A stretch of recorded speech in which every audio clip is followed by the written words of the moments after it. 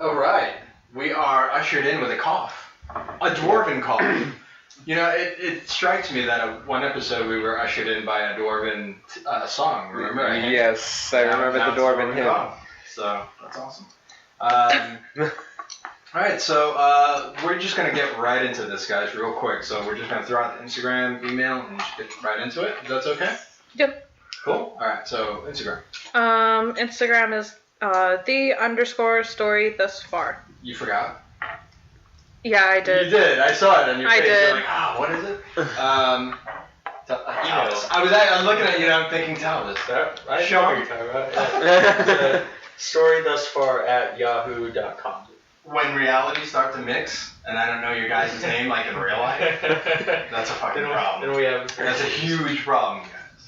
Like, who are you again? Alright, so, the story thus far, episode 13. Lucky number 13, or unlucky. We'll see. Yeah. The story thus far, our 4 intrepid heroes, Talvis, Terra, Barag, and Daedalus, also known as Valor's Ransom, finally make it to the Alderman Wolster. With Milcune, and what's more, even with the Hearth of Hestia in tow.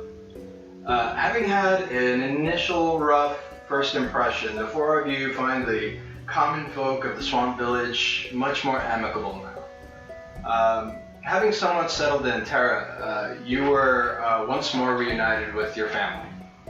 Talvis, you discover that you now are held with a certain amount of revelry.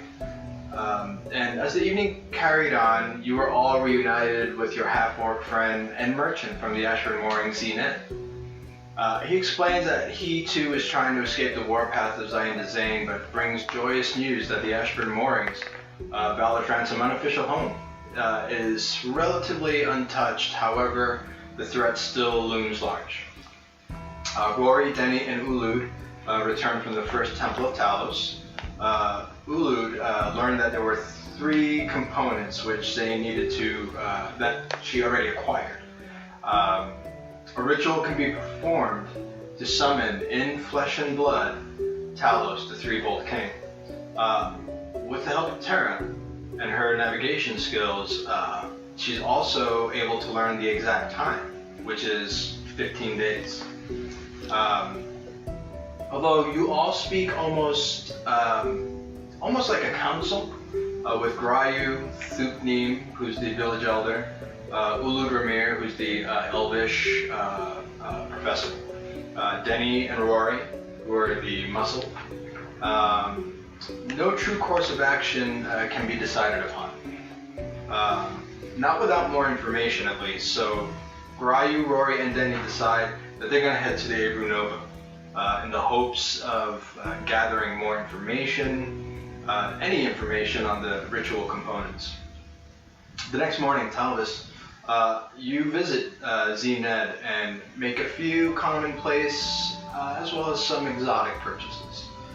Terra, during a negotiation with Z for some of his more choice gear, Barag Lusnan subtly holds one of Z's pieces as ransom for a cheaper price, and a verbal brouhaha ensues, which was quelled by Terra, but ended with Barag showing Z a piece of dwarven gold. As the day continued, Terra, you met a half-ogre just on the outskirts of the village, who seemed skittish, and erring on the side of caution, you decided to kind of leave well enough alone. You also commissioned a dark-haired dwarf to craft a dagger hilt for you. Although admittedly it would be rudimentary. Talvis, you spoke to a different dwarf, a craftsman as well, a stonecutter to be exact, about carving a holy symbol for you. He heard tell of a place just 2 days south from the bog where the Alderman Wolster is, where crystals grow from the ground. Deep at the bottom of a gorge lay the most potent of crystals, awash in magic and very rare indeed. So Valor's Ransom makes a decision to head to this mysterious place in hopes of harvesting this precious mineral. And you head to your tents for a solid night of rest. Daedalus. Z walks into your tent, and as he drops an illusion, reveals himself to be none other than Anti-Ethel Irontooth, the malicious hag and witch, and fellow member of the Grim Shadow Cup. Daedalus, you trade a little bit of your vanity away for a lot of dark and powerful magics. However, the sun comes up to greet you all the next morning. The dank humidity hangs in the air like a punch in the face, and the mosquitoes are there to greet you in kind. So, Valor and Ransom, what would you like to do this morning? Or, sorry. Let's get a drink of water first. Sorry. It's alright. Are Rory and Denny still around? Yeah, actually they are headed, there's a lot of hustle and bustle going on in the village. You don't know whether they're still around. You can make an investigation roll if you'd like. Alright, I'm gonna do that then. Sure. 18. Easily enough. You walk around the village. It doesn't take long to walk around. The village is somewhat small. And you do see Struenia and Borgu, who is the mammoth. They're still at the stable. So you are able to locate both Rory and Denny at the stable. They're preparing their mounts, and they're packing dry goods and you know, other things that they may need for the trip. Okay, so I'm actually gonna go up to them and Actually, and you do see your two brothers. with them. It looks like your youngest brother has really taken to Rory. As Rory is the one who is trying to kind of teach him unarmed combat. You kind of see almost like this kind of hero worship in whenever your youngest brother looks at Rory. Hi boys, how are you doing this morning? Okay, we just finished our second breakfast. You were late. It's alright. I need me beauty sleep. Davrick is like, yeah, you do. I'm just gonna flip Davrick off. Goes, that's fair. So I'm gonna motion to Rory and Denny. You lads got everything you need? Yeah, sure. We've got some hot food in our belly and stuff, and we're getting ready for this trip. Hopefully it won't be our last, but you never know. So, do me a favor. If I die, I need you to find my old master. He's at the Hin temple, and just tell him, he would want to know. Hey, what's his name, lad? Master Shogu. Alright. I'll do that, lad, but I'm sure you'll come back. Nothing can be left to chance, I suppose. And he kind of smiles. You see kind of that half broken tusk jutting out of his mouth as he smiles. Hey, you should probably go by Mama Highhill. She might have some extra dry meat for you lads. She totally loves it. It's just like, it's like being at home with your family. It's so awesome. So Denny kind of comes by and goes, yeah, your family's pretty great. Reminds us of home. Aye. And, you're halflings, right? That's what we've been saying. Obviously, we're halflings. Aye, so where you hail from then? A little village, just off the Sword Coast. The Sword Coast. Yeah, it's a fishing village. Ah, I may have been there a few times, but Yes. when you're commanding a ship of men and women who all they do is drink ale and shoot things, well, you get a little distracted. You know, you actually remind me a lot of my father. He's a badass son of a gun. Actually, he taught Rory everything he knows. Aye, so that thing he does with the punching and the kicking. Yeah, he'll punch you till you don't move, that's for sure. He's done Right. it to me a couple of times. Hey, your father seems like the kind of sort I need to meet and have a drink with. Well, he used to be an adventurer like yourself, but no longer.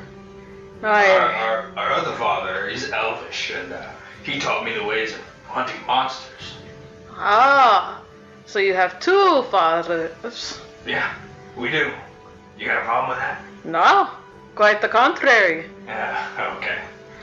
I was Just some people are weird about that, and we find that very weird, and it upsets us. I don't find it weird at all. So long as you got a family and that loves you and cares for you, that's all that matters. They're pretty awesome. Yeah, I even know Elvish, if you can believe it. Just like my father, my second father. That's amazing, dear. Yeah. That might come in handy for you at the Brunova. Yeah, well, we are enigmas wrapped in riddles. Hey. So, you getting ready for your trip down south?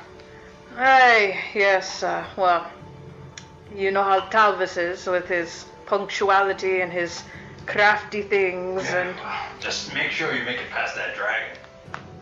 What? Yeah, the dragon.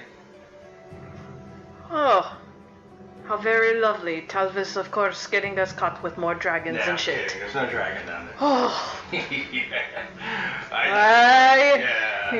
You got me. I owe you an ale for that one. We halflings have great sense of humor. I know that for a fact. You and Papa should exchange jokes. You should hear some of the stuff he says. He's a bit of a connoisseur in smut, eh? I didn't know all that. Yeah. The guy can curse a sailor under the table. Well, You should hear him when you get a little bit of ale. Oh, I'm gonna turn to my brothers and kind of like with a mischievous look. So they both kind of put their hands up in the air and roll their eyes like, we're not touching this. I think I need to take Papa to the bar then. Yeah, well, I'll tell you, they'll probably drink you under the table. That's probably where you get it. Oh, never thought about that. Sure, I hear that sort of problem is hereditary, and admitting that you have a problem is the first step to recovery. It's all good. I can actually teach you meditation techniques, and you can actually get in touch with your ki. Hey, well... Sure, I'll help you. Well, maybe when you come back, lad. I can be your sponsor. Oh, dear. I don't judge. This is a safe place. This is a judgment-free zone. Sorry.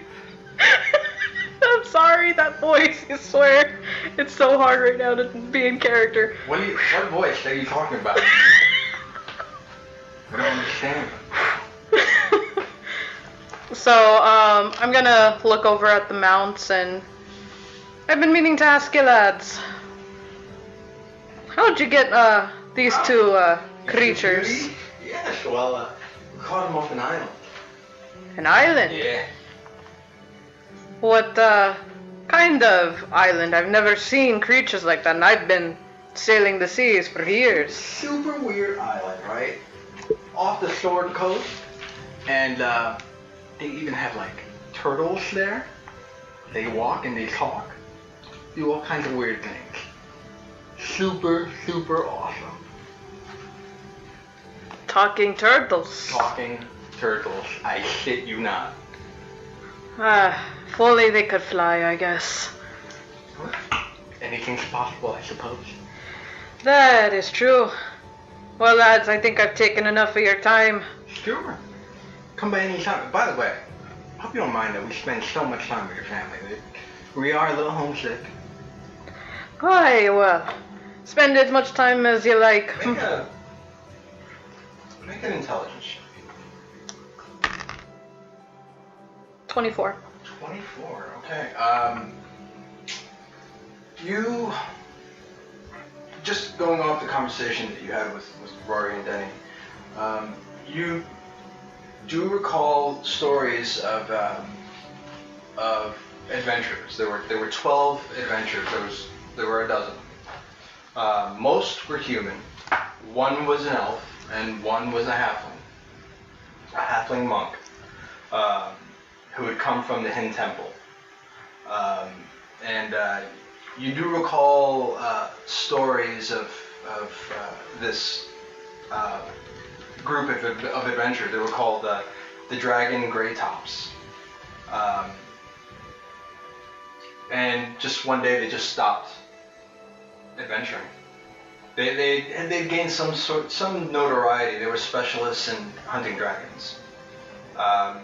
Until just one day they were there and then they stopped. Most people presume that they had met their fate in the lair of a dragon.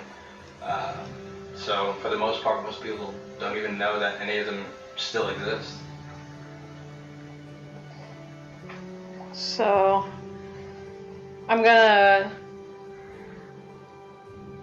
look at Rory and Denny and yeah, it like all of a sudden it comes to you. You must have heard it. You know, one of the crewmates on one of the ships talking about this band of heroes and adventurers, and it kind of like you connect the dots. by any chance, lads, your fathers, you said, were adventurers, yes? Sure, yeah. By any chance, were they a part of a group, the Dragon Grey Tops? Dragon Guard Grey Tops, yeah, sure, yeah, absolutely. I didn't even know. Yeah. Your parents are. Descendants of heroes. I must say. Well, lads, I say when you come back, we have a toast. Pretty cool story how they found us, too. We'll talk about it when you get back. If we get back. Oh, see, now I want to know more, lad. Well, how about this? I'll tell you when we all make it back and we're safe and sound. Right before we kick Zyinda Zayne's ass. I'm gonna say you got a deal and put my hand out like to shake. So he kind of crouches down very low and he kind of shakes your hand. You're, because he's even big for an orc.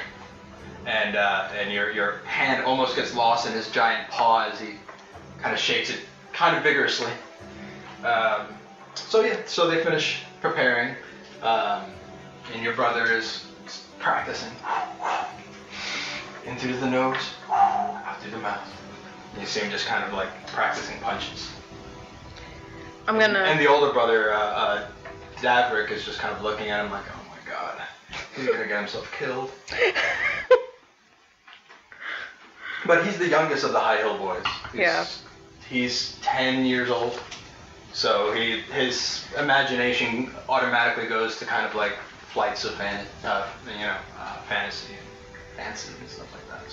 So I'm gonna go up to my brothers and kind of like pat them on the shoulders. All right, Davrick, Danzen, you keep doing what you're doing here, lads. Help Ma and Pa. I've got little things to take care of, but I'll be back in say 4 or 5 days. Okay, we'll hold down the fort, Terra. Hey, well, you seem to be doing fine with that. Stay out of trouble. And then I'm gonna look at We're not you, Terra. We're the responsible ones. I'm just gonna like chuckle just like that. Sure. And I'm gonna look at Danson and you and point at him. His eyes get big, and he's like, if you're gonna tell me about Milcune,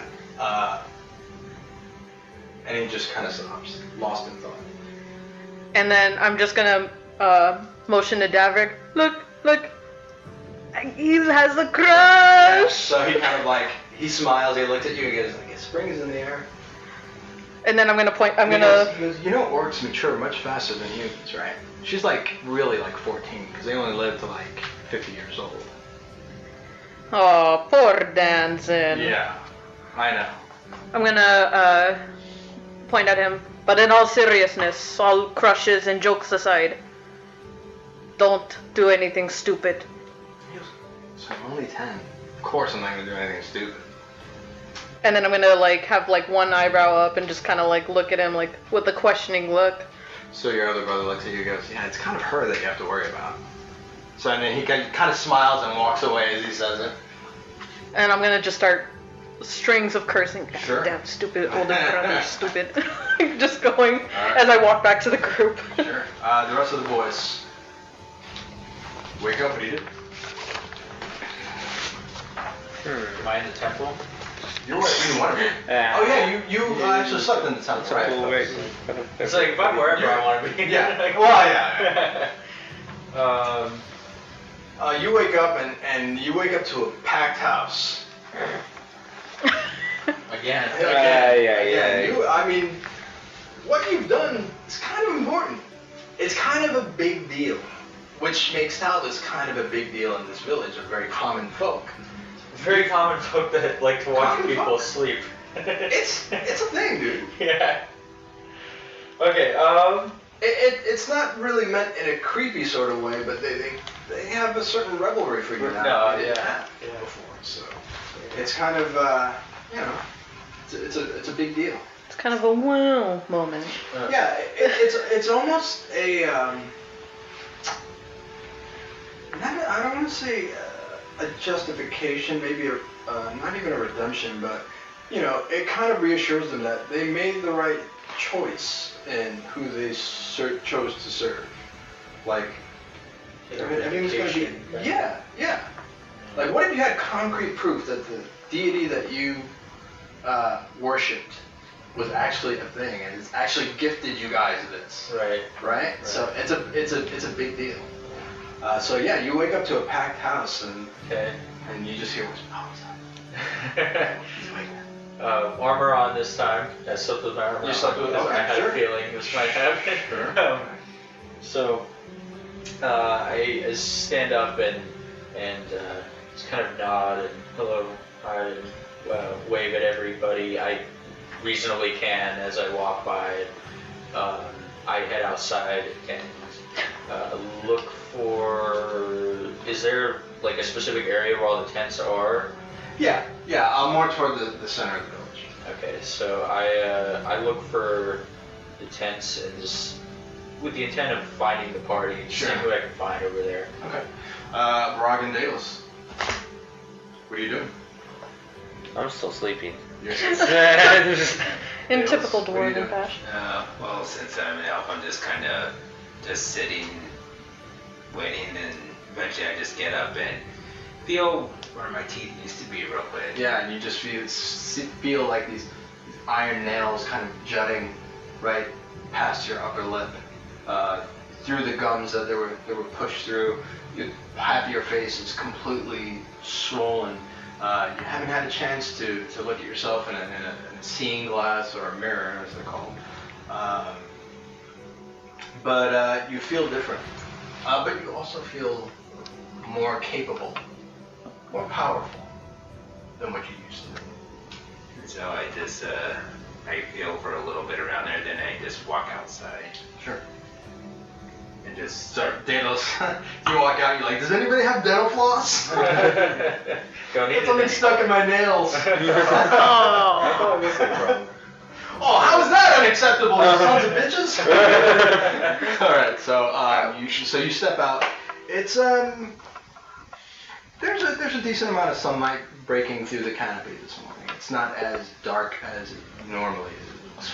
So, and you see you run across Talvis, who's kind of looking for you guys. Talvis, Daedalus kind of stumbles out of his tent, and his eyes are completely black. He's got black, green, and purple veins kind of through right underneath the surface of his skin, around every hole in his body, on his ear holes, his nostrils, his mouth. You just see kind of like black veins of kind of corruption. Across his eyes, you just see like black.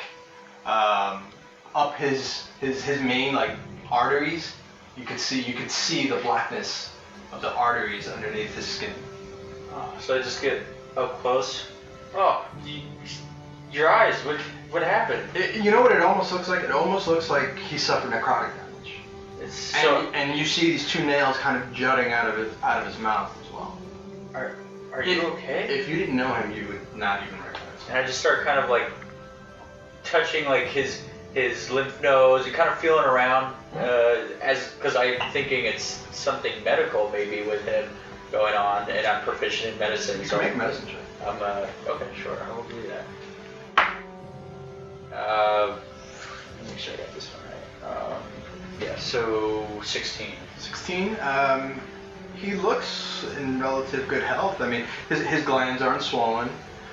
He's not running a fever or anything like that. He looks relatively healthy, with the exception of this corruption that just seems to be racking him. Did something happen? Oh, you remember that hag, right? Oh, Yeah, she visited me last night. Gave me D6 and I showed him the nails. Oh, Yeah. gosh, man, that's... You know, it's horrible. It doesn't feel very good. Oh. Yeah, oh, and by the way, you want to know that she's actually been watching us, or particularly me, ever since the Ashburn Moorings. You remember our little merchant? Remember our merchant friend? Yes. That's been her this entire time. That's just a construct. Hey, make an intelligence check with advantage. 16 and 11. Okay. You know, as a warlock, you are well versed in what to look for in other peoples who make, in other beings rather, who make pacts with beings of tremendous power. You know for a fact, hags lie a lot. It is damn near their primary language, is the fib. So there are a lot of things that she told you, you just don't know how much of it is true. And can I discern, knowing that it's not something... Natural? Right, can I discern what it might actually be?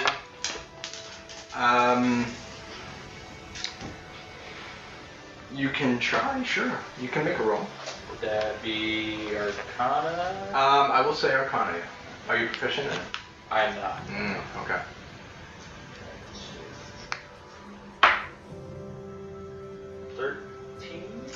13. It just kind of looks almost like necrotic damage, kind of, sort of. But it's not giving off the typical sign. It's not, yeah. I mean, it doesn't show, like, he doesn't have any boils and, you know, open wounds and sores that are oozing pus or anything like that. It does seem maybe magical in nature. But you don't, that's as far as you can get with a roll like that. I don't know, she's up to something. I'm just gonna have to keep an eye on you to make sure you stay in good shape. Yes, please do. Hopefully I could maybe find a way to reverse it, but I'm not sure. I did sign my soul over.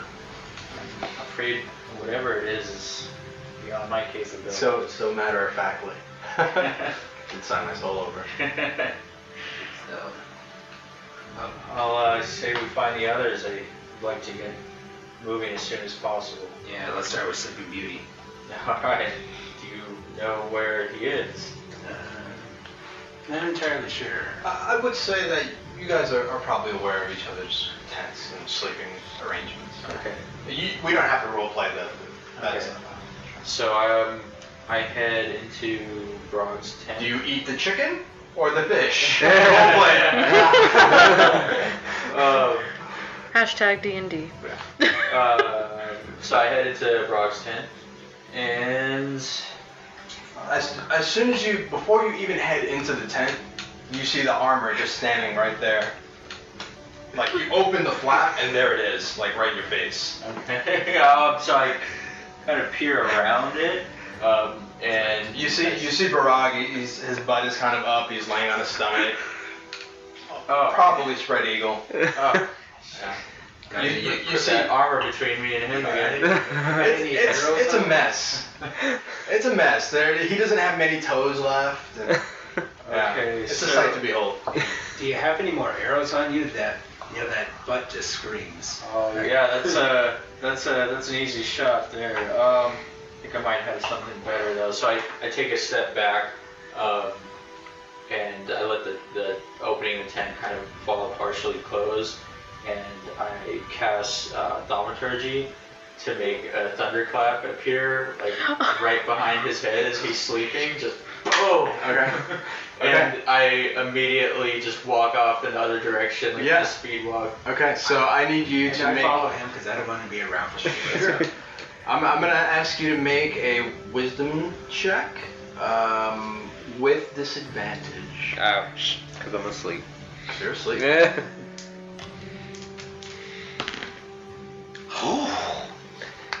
I'll just roll like one below that. Or one above it. That's not bad. What'd you roll? 11. Oh, okay, no, that's Nope. not good. That's not good enough, though. All right, so you hear this incredible boom, like thunder, and automatically you think, Zyinda Zayne, and so you dart up as quickly as you can, and you start running, hands out.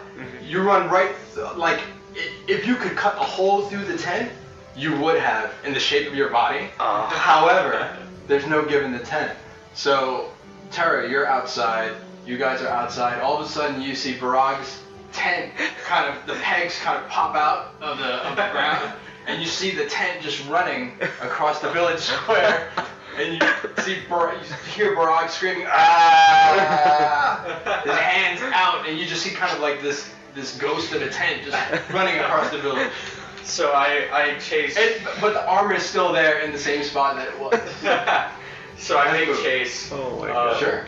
And whoa, stop, wait, Barag. Ah, what the hell do you want? Barag runs right past the second breakfast line, and everybody just kind of looking at this tent running. I'm gonna sit down and pull out a piece of jerky as I'm watching this whole thing unfold. Sure. I'm just laughing and Yeah. eating. Yeah. I'm gonna turn to Daedalus and be like, you want one? So I stop and it's like, I tried. So you finally come to your senses. You stop, and you've just got this tent kind of like draped over you. So you finally kind of start moving some of the material of the tent, find your way out from underneath, and there you are in your skivvies. The whole town is kind of like looking at you, and you've got this tent that you've totally pulled out from the ground and just kind of laying behind you. The stage is yours, good sir. First thing I'm gonna say, I'm gonna real quick cover myself, be like,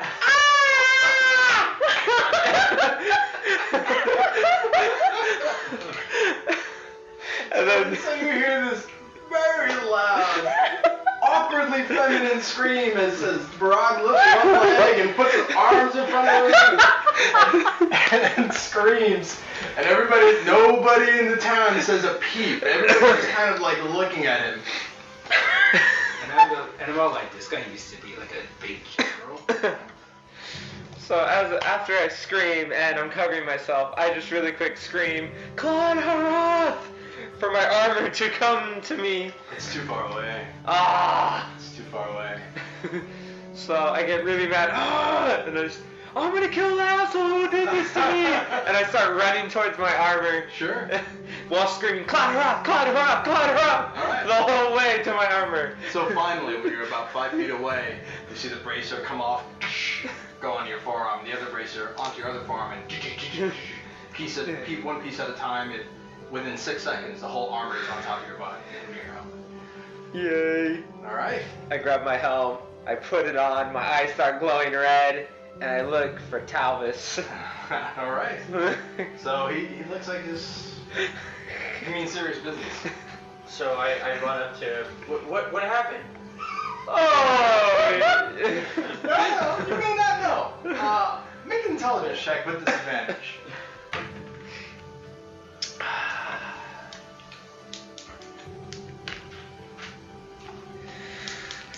So 11. 11. I'm gonna follow this up with a perception roll because that's like right in the middle. Okay. So make a perception roll. I want you to see if you can read Talvis's expression. Like Just a this straight roll. sarcasm. So 7, perception. 8. Okay. His concern looks genuine. Ah. Did you have a bad dream? Yeah, I heard this huge thunder clap behind my head, and I swore Zyinda Zayne was here to kill me. I don't blame you. Probably would sound something like that. I mean, I don't know. You must have been coming out of a dream. Thunderclaps generally don't just appear as if by magic. You hear somebody on the breakfast line say, I heard it. You know, I mean, as I said, they don't generally appear. And I heard this too? Yeah. Okay. So someone else heard this thunderclap. They weren't dreaming because, well, they're standing there at the breakfast line. And while I have a piece of jerky I and heard a thunderclap. and then when I have a piece of jerky hanging out, I heard too. This is amazing. My hearing has always been spot on and sharp. And I'm gonna point to Talvis. Like I'm gonna just try and instigate, so I'm pointing to Talvis. I point back at her. What are we doing? What are we doing? What game is this? The pointing game. I don't give a shit anymore. I'm up. Alright, let's get That's all I'm gonna say. My ears hurt a little, but I'm up. Yeah, I'll say I tuned it down enough so as to not deafen him. Okay. Well, congratulations, Dallas Ransom. You are awake.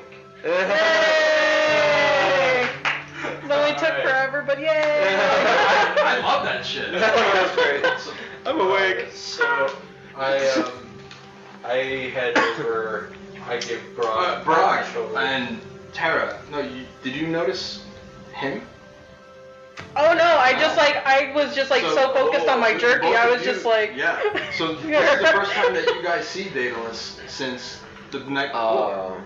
And like I was describing to Talvis, you see he's just corrupted. He's got black, purple, and green veins just underneath his skin, through his neck, around every orifice. His eyes are completely black, and he's got two iron nails that are jutting out of his mouth, like right through his gums, and it reminds you of the hag. Oh. Yeah, you do recall that she had a mouthful of metal nails that were piercing her gums. So that's the first thing you see when you look at Daedalus. So I'm gonna. Oh. No wonder you didn't take the jerky. Why don't you put that hood on of yours? Maybe it'll make you a little more appeasing to look at. Yeah, right. So I go. How rude. Ouch, just like burn him, but Well- you might not want to look in a mirror for a while, Daedalus, my friend. And please don't look at me either. And I'm just gonna kind of cover my eyes and look away.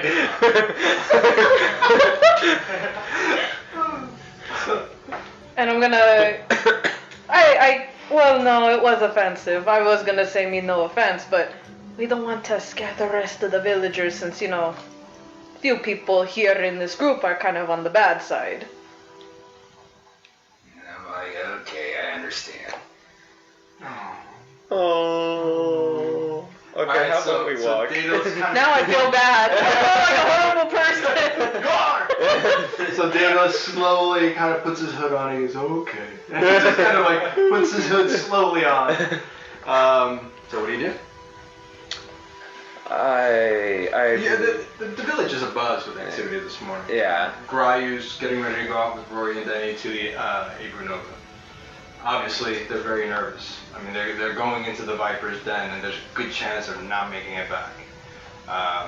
They've got a couple of crates of ravens with them. That way, in case they cross information, they can't get it back. They can send a raven back. Okay. So they're trying to prepare as best as they can for a trip, and for the eventuality that they don't make it. I'm gonna go over and talk to Griu Phoenix Horn before they depart. So I make my way over to him. I'll follow too. Okay. Oh, thanks. I don't trust you, man. I don't. And you know what? I ain't gonna kill him yet. Yet. So you do find him. He's over by the stables. They're making their last little preparations before they leave. He's actually about to mount Struenia along with Denny. So I look at Denny and Rory and just say, good luck to you guys. You better make it back, please. I'll try, my friend. You too, huh? Hey, Wow. I warned your friend about a dragon. You're going south, right? We're going south. Oh, yeah. You're gonna die. I've already been slain Ah, by a Drago Lich, so why not add to why not? it? Let's make it fun. Why not? So Denny's, Rory's like, he's totally bullshitting, don't worry. Well, I'd rather take the monk's word than Denny up there, who likes to laugh at everything, you know. So Rory kind of smiles, a big orcish smile, his tusk, 1.5 tusks, kind of jutting out of his mouth. Orcs, when they smile, looks particularly ghastly. It's not cute. Yeah. So It's like, yeah. I just give him a thumbs up, and I owe you both an ale when you get back. So he just does like a quick succession of martial arts moves and gives you a thumbs up to follow.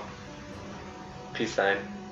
And I gaze my attention away from them, walk to Griu Phoenix Horn, Sure. and just tell them, I wish you guys luck. As much as we hate each other, you better make it back in one piece. For now, I wish you luck as well. I hope you find what you need out there. Do you need anything from the direction we're going that might be of use to you in this campaign of ours? I just need you four back. Well, Especially Talvis. I know. I think he's the key to all of this. Personally, I wish he wouldn't go. Yeah. He's far too important to Zyinda Zayne. I think he represents kind of the wild card in here. Yeah, he proves a wild card in our group. He but sets his mind on things. He doesn't change it. I asked him about his relationship with Zyinda Zayne. He was very secretive about it, and I didn't want to press him, but I think there's more to the story, and I'm willing to bet this whole continent on it. So just keep an eye on him. That's the priority for you. Indeed I will, and Terra always has an eye on him. Well, So, Tara's a good gal. Keep an eye on her too. I will indeed. I gotta keep this group together somehow. Somebody has to. Yeah, they like to be at each other's throats all the time. But Yeah. No shit. yeah, that's why I sleep with Chimera Rising. I'll keep that in mind. Well, as much as I'd like to stay here and chat all day, we gotta get this ball rolling, so good luck to you. He looks at you. Good luck. I know, Denny says there's a dragon waiting for us, somewhere in the south. Yeah, it's a big fucker.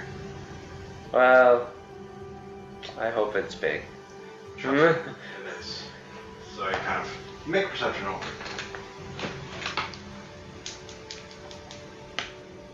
18. You know they were both bullshitting. They were both pulling your leg. So they mount their mounts, the giant woolly mammoth and the woolly rhino, and they head off east. Back through the grasslands, back through the sanguine sands, into the forest, and eventually through the Brunova. So, what do you guys do? I'm gonna walk over to Terra and be like, so, they were telling me about this dragon that awaits us in the south.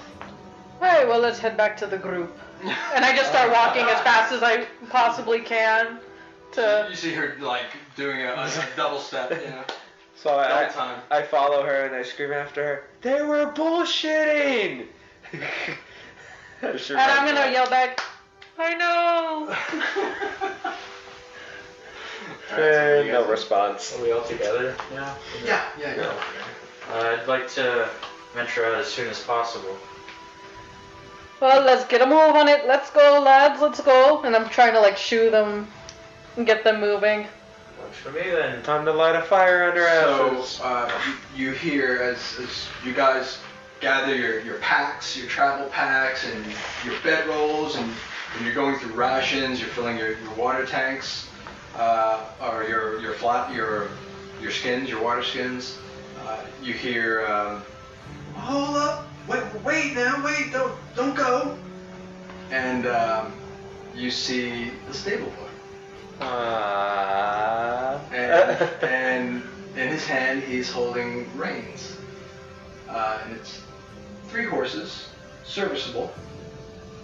And he kind of runs up to you, and he's got the horses that are following him. They're saddled, and he's like, "Look, guys, I know I left a really bad impression on you guys. I take my job as stable boy super serious, and I know that I may not have done what you guys wanted me to do, but those Pegasus are freaking huge, guys, and so I called in a couple favors. I know other people in the equestrian field. I managed to get a raven out, and they managed to get me 3 horses. These are not going to break land speeds, guys. They're serviceable, and they should make up quite a bit of time. You just have to walk them out of the bog first. Once you get on firm land, you should be good, and I think Master Barag and Terra can share one. You guys are small and light enough. Right. So, with my humblest apologies for the whole Pegasus incident that totally was not my fault. Oh yeah, he lost our Pegasi. I did not lose them. They decided to leave. I just wasn't going to stop them. They're huge guys. So he gives over the reins. Thank you. We do appreciate that very much. And I dropped like a silver in his hand. So you actually dropped a silver the last time. Even 2 last time, yeah. 2, 2 okay. silver. 2. Yeah. So he looks at his eyes get big, and he's like, thanks, Lord Talvis. No problem. Again, we appreciate this. It'll come in handy. Thank you. I'm eating alligator steak tonight. It's pretty good. Alligator steak. I heard. So he goes, skipping away, very happy. Very happy with the job well done in his mind. So a little bit of redemption for the stable boy. After you guys are planning on We don't jumping have him, to poor plan guy. that. Gonna bully him, all kinds of stuff. They were just waiting too. That's the worst part. Like you guys I waited. knew it was around the corner. Daedalus and I got whipped up about that, and then when it came down to it, I was like, fine, just. I think it was gonna be like a horrible John Hughes film. You know what I mean? Like the high school kid who gets just picked on. Yeah. So yeah, he skips away, and you guys do have 3 horses. Not unhealthy. Certainly not Pegasus, but they'll do the job. So I will pick one and begin to lead it Okay. south. Where You know what I'm gonna say. You son of a bitch. I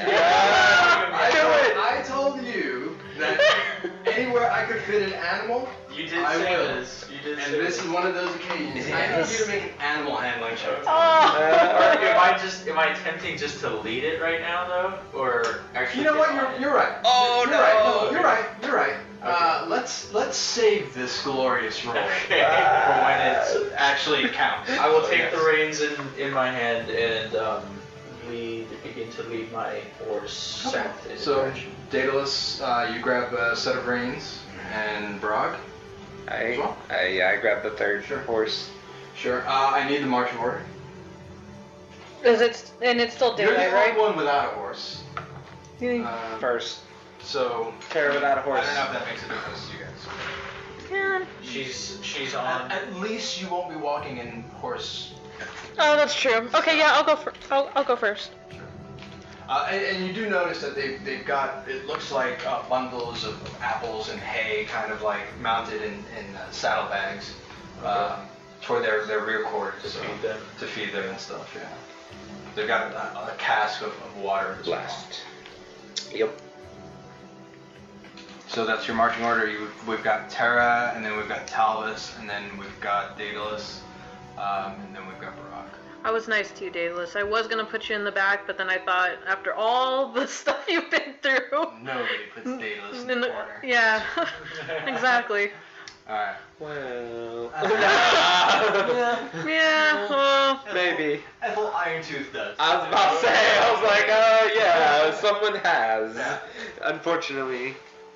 So, eventually, you guys, after about 5 hours of just And some of the difficulty comes. I mean, none of you are trained with domestic animals, so some of the difficulty is just getting the horses through the knee-deep muck and mire. Eventually, after taking your time, you do get out of the bog. It takes about 5 hours, but you do make it out of the swamp and onto firmer land. Yes. So now I would like everybody to roll animal handling. Except for me. Oh no. No, you know what? I will say, because it's 2 of you, with advantage, because Okay. you're assisting. It's a group roll. Awesome. Do you want me to roll it or you? Because I have. yes.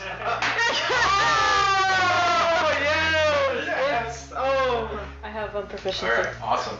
So just she rolls? You're proficient? Yeah. Okay, so Barag, you are actually going to be in the back holding Terra's waist.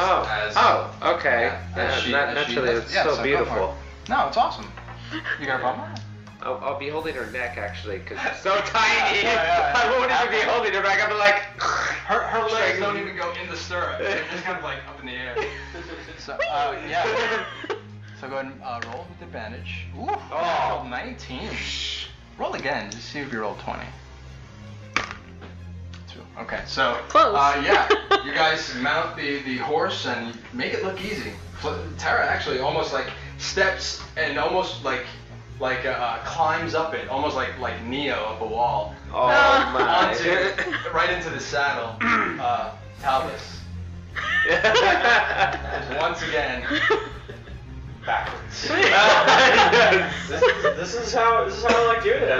Let's do it. So at this point, you can actually lead his mount by grabbing the reins if you want. Yeah, I'm gonna have to do that Or for you him. can take your time to try and spin, and I will allow one more creature or animal handling check at disadvantage.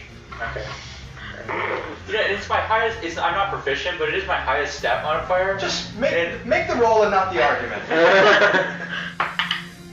Ouch. That's not bad. That's 9. So 13 modified. 13 modified. Okay, so it takes a little doing, but you're able to kind of spin in the saddle. It gets to a point where it's almost painful to watch Talvis try and right himself in the saddle, because he gets completely horizontal on the back of the horse. Like he's not even sitting up anymore, and then he just kind of like almost army crawls to the saddle and then kind of hoists himself up.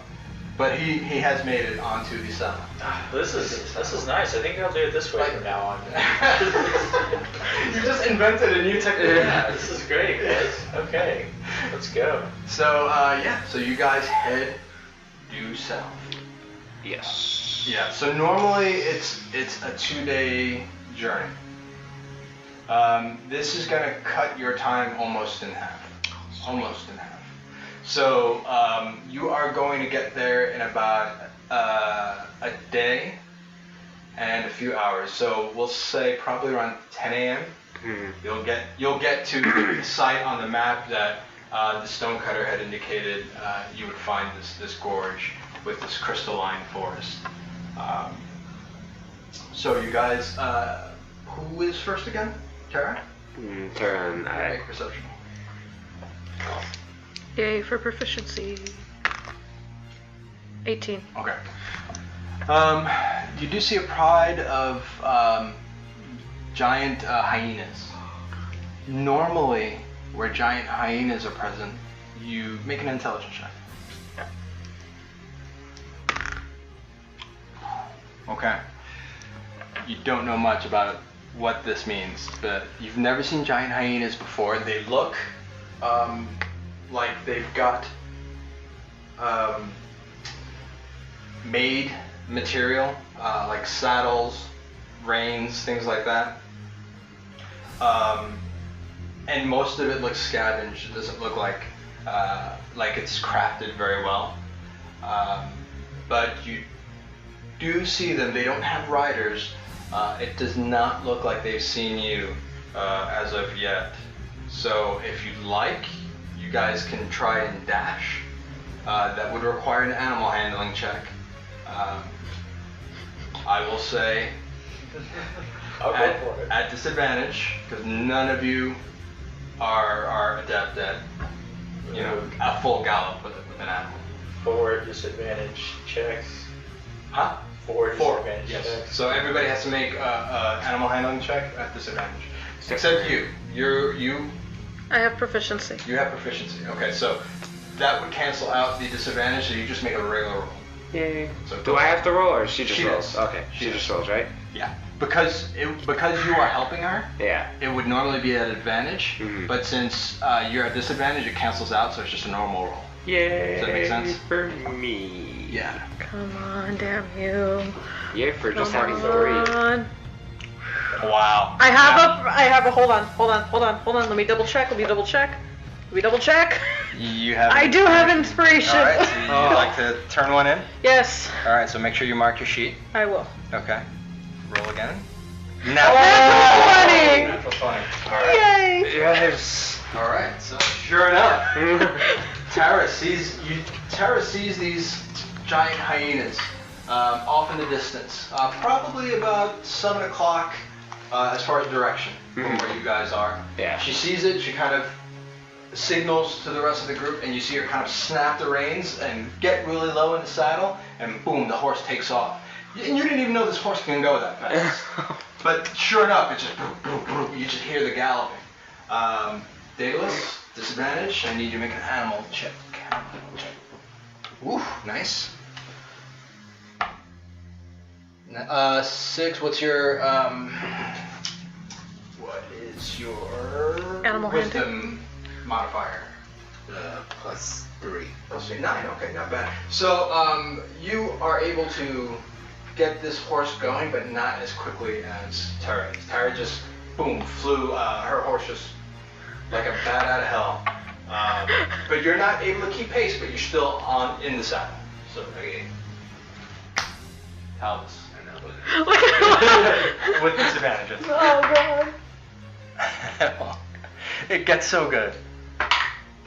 Oh! No! Natural 1. No, hold on. I have my halfling for the group. Halfling look. How close do you have to be for that to work? 'Cause it's a It's in Xanathar's, but it doesn't. I don't think it necessarily says specifically how far they have to be away. Okay. But it should be in I'm Xanathar's. going to check the book. While I'm checking the book, please delight me in a tale of revelry and adventure. You really want For the listening You audience. really want to stay there. I do want it so bad. Guys, it's like a birthday gift that Yes. Sean is giving me. So We're gonna first be a 3, seeing- now a 1. We're gonna be seeing a lot more animals I now. want you to succeed in every single role. It's an animal handling check. That's fair. Some arguably more consequential roles than that. But I want you to be successful You against don't the always have to dragons do and the witches and You all don't that always have to use that specific. Don't you have another 20-sided die? two other ones. So you really use one of those instead of keep rolling that one. It has not done you any favors yet tonight. They Daedalus Ouch. is on a roll. ultimately they are all the same. Somebody just woke up.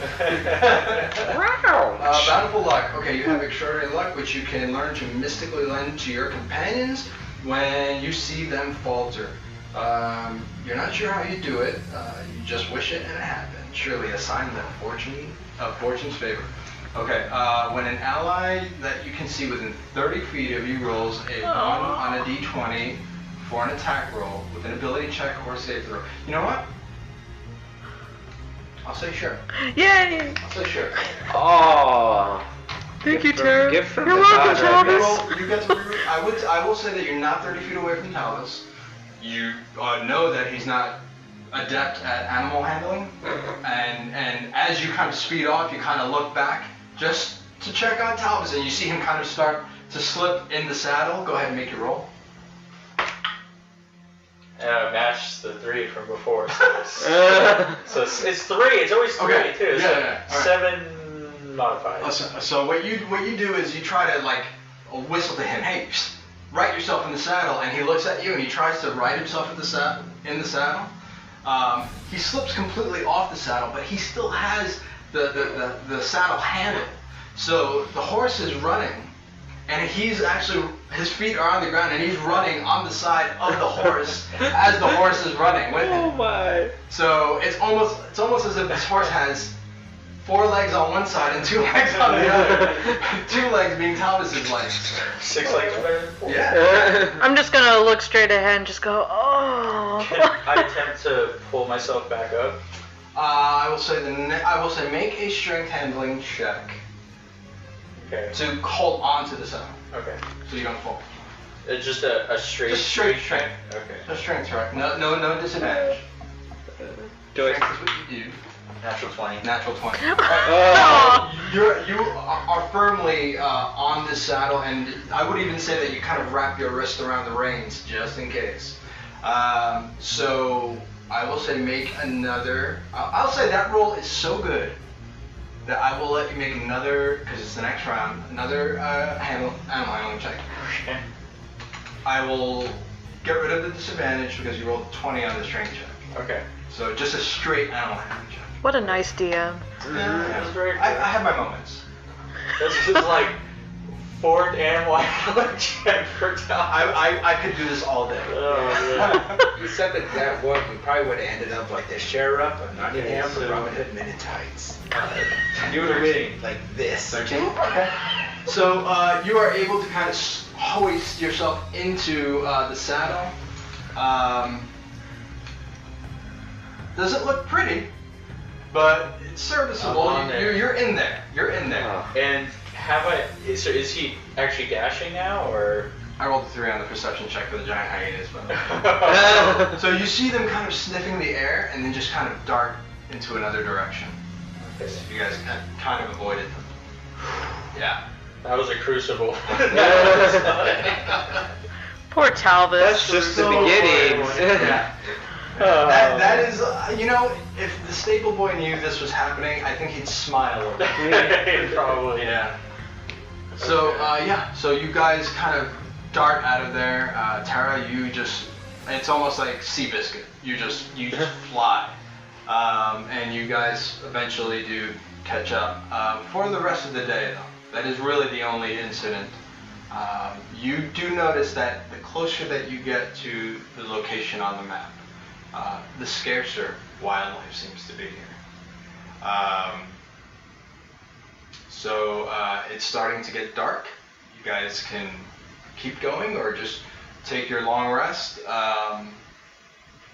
Whatever you want to do. I'd like to keep going. Yeah. Well, what about the horses? Not only the horses, but you may suffer exhaustion. Do we have an idea of how far we are from? You're a little over halfway. If you take a rest and then you wake up at the crack of dawn, you'll be there by like around 10, 11 o'clock Okay. in the morning. A rest. Right before the afternoon. Okay. Could we take like a short rest and then? But you can take a short rest. But that means the horses are also just taking a short rest. Oh, that's true too. Long rest. And you Yeah. haven't, you haven't watered them or fed them since. Yeah, we'll Long take rest. we'll take a long rest. Yeah, we're walking back home, guys. Yeah, exactly. About What happened those to your horses. horses? Hope you didn't pay for them. Yeah. You only got Okay, a silver so, in yeah, return. Let's take that long rest. Okay, so you guys make a small camp just off the main road, or where? Just off the main road. Yeah, So we'll stay probably, off if and- we're looking here at the map, it would be like right along here, Sure. right off to the side. Okay. And then, is there like any way we can make like somewhere like to put the reins, like a pitch, You mean a hitch? a hitch, pitch? Hitch. You can, but you can actually tie the reins to many, there's saplings and trees. Tree. Yeah. Yeah, you don't have to build anything. There's plenty Okay. around. I would love to build I something. say we do that because the last thing we need are horses, just like our Pegasus, to Sure. just gone. So you keep them. How close do you keep them to the fire? They also have horse blankets along with all the food and the water that the stable would come up with. Pretty close to the camp, so we can keep an eye on them, and if they see anything too, because animals. Essentially, they are prey. Yeah. Okay. So you do kind of tuck them in for the night, as it were. You guys feed them and water them, I'm assuming? Yeah. Yes, have to. Okay. Talvis, you have a sneaking suspicion. You see your horse kind of look at you a couple of times. And just like the Pegasus, you think it's smiling at you, but you're not 100% sure. I walk over to it and just kind of like get close to it and pet it a little bit. Sure. And kind of try to catch its eye a little more directly. Sure. And you do. You catch its eye. So, I'm just real casual, like, it's like, oh, hi, you did really well today. Just like somebody talks to an animal, Sure. you know, and pet it and see if it just blows off and starts talking to me. Because I'm now suspicious. No, it does not sound Okay. good. Do I notice anything different about the horse on its body? Any markings or any? No, it's a standard horse. Okay. It's not a nag. It looks like it was well taken care of. But it's not like a Clydesdale or anything, one of the larger breeds that are held in high esteem. So I just kind of narrow my eyes at it and okay, and just walk back to the campfire. Sure. Just pretend that horse was me. Alright, so you guys kind of put the horses away for the evening. And what else do you do? I know someone wants to take their nap first. As long as I get my nap in, I'm okay. I can take watch if you all would like. Yeah, if you want, Bagger, I can take first watch. Up to you. So while they're deliberating, I'm just gonna like flip my bedroll like with as much fashion and finesse as I can. Sure. And Take a sleight of hand check. yay! Yeah. Proficiency. I know, you're really good at sleight of hand. Yeah. 18. You don't want to know how much that So is. she flips her bedroll and like you just see like cascades of wave material kind of like snap, snap, snap, and then just fall perfectly on the floor as she does it. And I'm gonna just like bow and go, "Good night, gentlemen." And then just. So with a rolling hand, she bids you good night. She had to practice that. Yeah, and I thought Daedalus was a show off. I'm gonna go. I did practice that. Thanks. So yeah, I'll take first watch.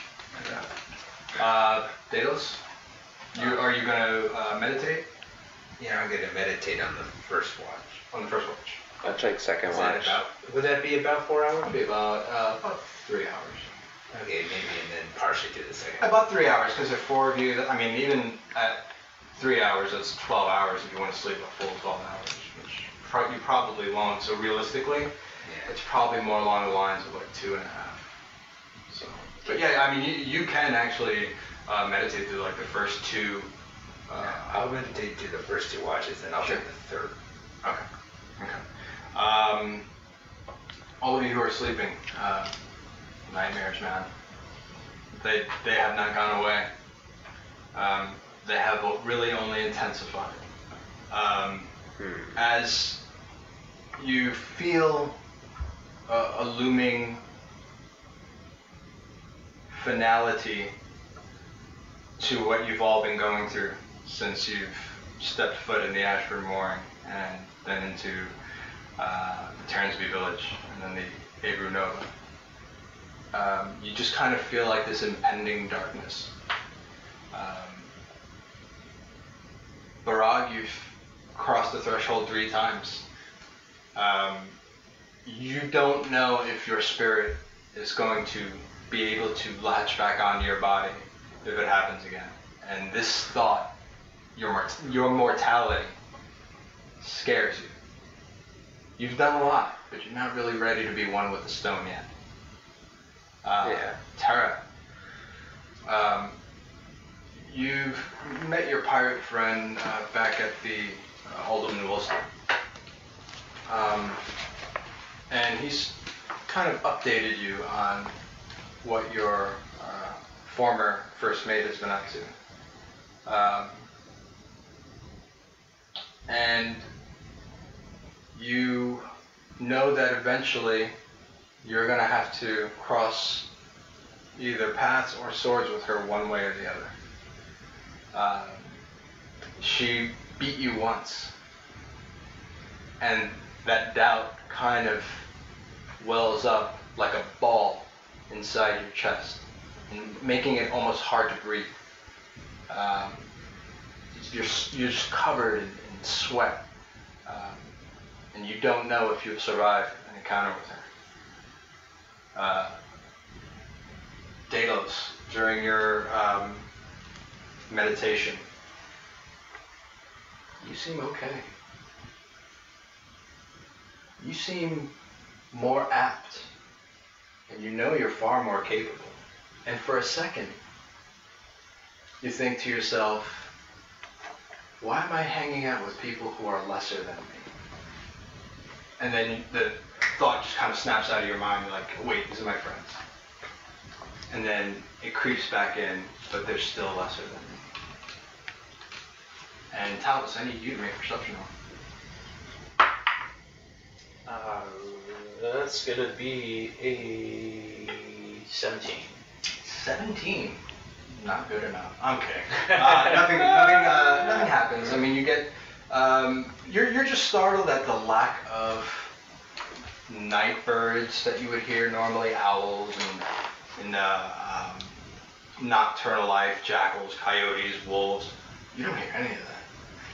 It's, you're used to all the sounds as much as you hate the bog and you hate being out in the wild, it just rankles you. The noise of the swamp was almost comforting, because you could still feel life all around you. Here, where you should feel life, you only feel a lack of it. And that unnerves you a little bit. So I'm going to go into everybody else's dreams. And say, or rather your dream, so everybody else kind of got theirs. Your dream isn't a dream. Again, it's a memory. It's a memory of your time with Zyinda Zayne. A time where you both genuinely loved each other. Before she doubted your path, before you doubted your own path. Before you guys ended up leaving each other for good.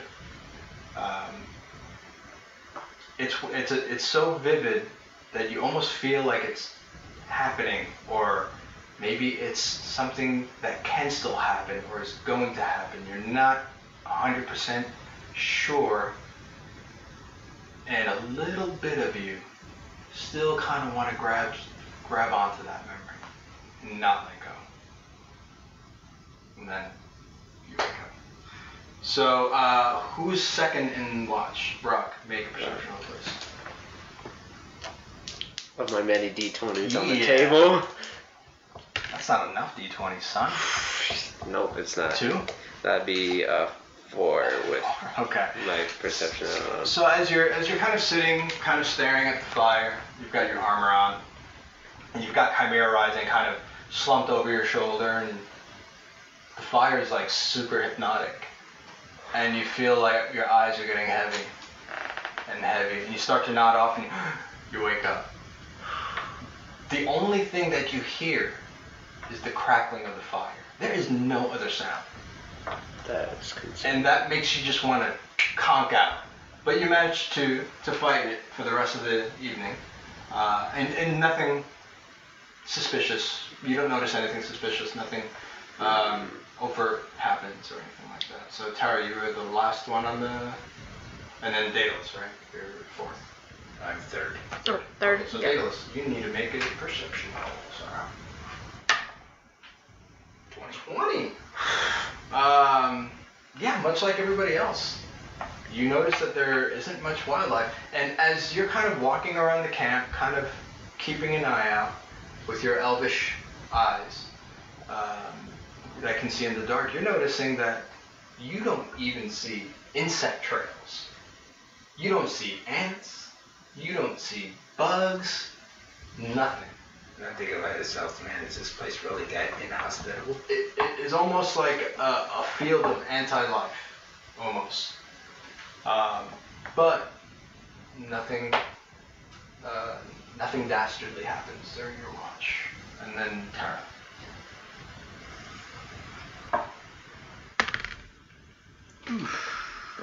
Eight. 13. 13. Okay.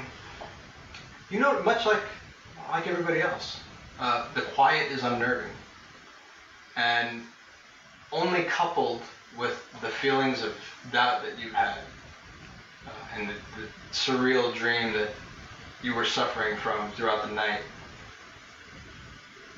the quiet is almost screaming at you that it's quiet, and that is extremely unnerving, and you find yourself kind of looking over the mountain range where you know that the sun is going to come up, and by the end of your watch you're just like, come on, you're looking and you're waiting for the sun to come up, and you finally see the sun crest over the mountain, and the first beams of morning shine down, and you kind of like, that big knot that you had in your chest of pressure and nervousness kind of like dissipates. It almost melts away with the coming of the morning sun.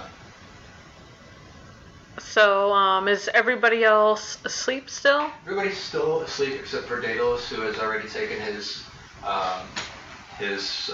meditation. So, I'm gonna just simultaneously pull the blankets off of Talvis and Barag. Sure.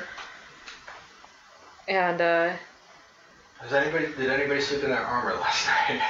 I know you didn't. I did not, yeah. You didn't, yeah. I didn't really say, I guess. I mean, so by default. It really doesn't matter because, I mean, you didn't lose any hit points. You had no hit points. Right, to that's regain. why I didn't. It doesn't matter.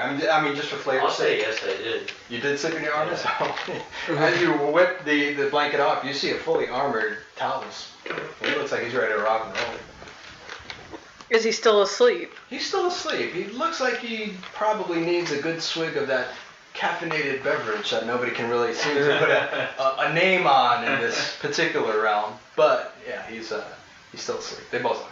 So I'm gonna go like grab like probably a branch on the floor of the forest we're at and just start poking his head and just go, wake up, Talvis, wake up, and So- just like keep poking So him. you're being prodded, and you kind of open one eye and you see Terra High Hill with a stick prodding you, and for a second you get a flashback of you see Terra High Hill, but that wasn't a stick at one point in time, that was a dagger.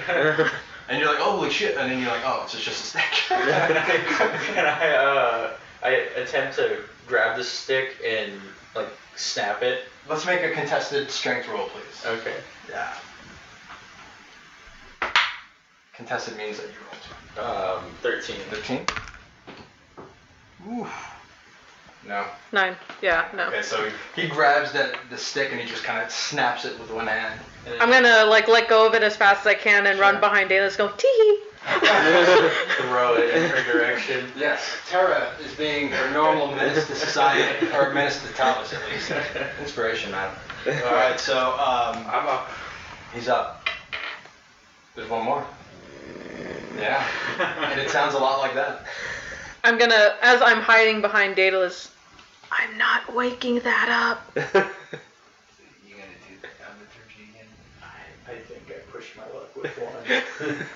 Because there's nowhere to slyly walk off to right now. Can't really blend in anywhere. He's gonna know. So I look at Terra and kind of glance back at the stick on the ground. Any ideas? No, just for you.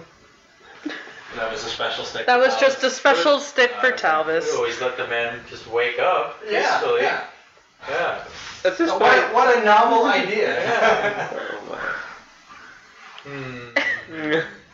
But he's still snoring. So I am going to go over, put myself like by the horses, I'll say, like a slight distance away from him, and Oh no. 30-foot range on thaumaturgy, and I'm gonna create so I'll stay 30 feet away from him, and I'm gonna create a whisper, like in his ear, like right there, so that like it's just intense enough to try to wake him up, and just be like, "Brah," and then just. Thaumaturgy is so awesome. I love that cantrip. So, Barag, somebody's whispering your name in your ear. Just wake up. And then I'm just over there kind of petting the horse. Yeah, and after the evening and the dreams that you've had about your mortality, it's almost like death is calling Barag. So I grip Chimera Rising really tightly and be like, if someone doesn't stop whispering in my ear, I'm gonna light your ass on fire. Like, what? I like jog over to him. Do you have another bad dream? What's going on? I had many bad dreams last night. Make a perception roll with advantage. Oh gosh. So 10. So 15. 15. You kind of think Talvis is up to no good. You can't prove it, mind you. You got a pretty sneaking suspicion that after the last time, it might be more of his doing. Sounds a little sarcastic. Talvis. I kind of like roll over. You know, I don't know, there's some weird things going on around here. That horse last night was kind of looking at me like it knew I was struggling to handle it. It was giving me the eyes, trying to just make fun of me, you know, and like I found myself trying to talk to the thing. I think didn't. we've all just had a long few weeks. Maybe, but I didn't know you were into bestiality. Oh. Wow, so that's an awkward moment, Talvis. You're having communing with the horse. I want to be just leave that over there. I'm good. The horse was looking at me. Oh well, you know, obviously there's something there. Then so Maybe. no, I'm good. Yes, it's been a weird day. I'm gonna hang. Hi Terra, how are you doing today? In Barag's mind, what happened was Talvis looked at the horse looked at Talvis, and there was just like this like romantic music that played in the air. Yeah, you know. So I don't want to hear about it. I'm good. You just keep your awkwardness on that side. Do you? Hey man, clerics, you don't know what they do. Yeah, you do you. I'm gonna talk to Terra. Celibacy. I don't know, man. Yeah, she is the virgin goddess. I converted. That might be on the. I'm just saying, put that on your docket. That's all I'm saying. Well, I was gonna say. Did you really? Yeah. Oh, that's awesome. I was gonna say my. Juhan did have a kid though, so. You don't know if maybe that was before he became a priest. That's true. That's true. Dun-dun-dun. All right, so We're talking about you guys- celibacy. Yeah. So you guys all wake up. Normally in the morning, you are used to birds chirping, and you get none of that. The only reason that you know that you're not deaf is because you can hear each other talking and you can hear the horses moving, but it is silent, uncomfortably silent out here. Oddly quiet around here. Yeah, as much as I like the sound of my own voice sometimes, you know, I don't like it right now. Really don't. Can I make my animal handling check and just hop on the horse? Sure, go for it.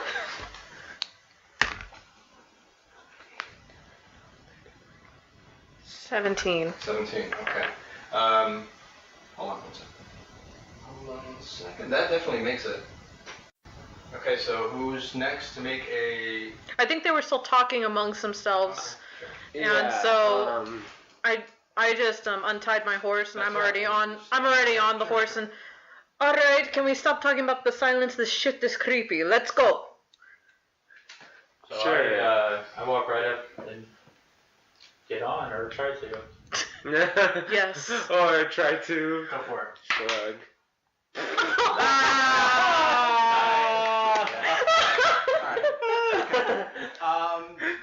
You know, I like the single digits theme that you're keeping with your animal handling checks. That's I what really it dig seems it. like. That's It's a good look for you. It's I don't know if it's a good look. No, for no, it Talvis. is. It Maybe is. for me. All right, so you know, you grab the handle on the saddle, you put your foot in the stirrup, and it takes a while. A couple of times your foot slips in the stirrup, and you manage to catch yourself and get into the saddle. Didn't look pretty. but you managed to get in there without, breaking yourself. Daedalus. Progress. Yeah. Nice, natural 17. All right. So you hop right in your saddle. since I'm riding with her, No, you still gotta get up there, bro. Yeah. okay. I will say with advantage since she's helping you. Sure. Okay. Huh? So 18 Okay. and Okay. 17. No, that definitely makes it. All right. So she kind of comes by with the horse and puts her hand down, and you get up there without incident. So the four of you are in the same marching order. Yes. Yeah. So Daedalus is in the back again. yeah. Yeah. Okay. So it's early morning. And as you trot down, you can hear the horse's hooves crunching on the pebbles below. And you can see what looks to be, at first, bits of smooth purple stone.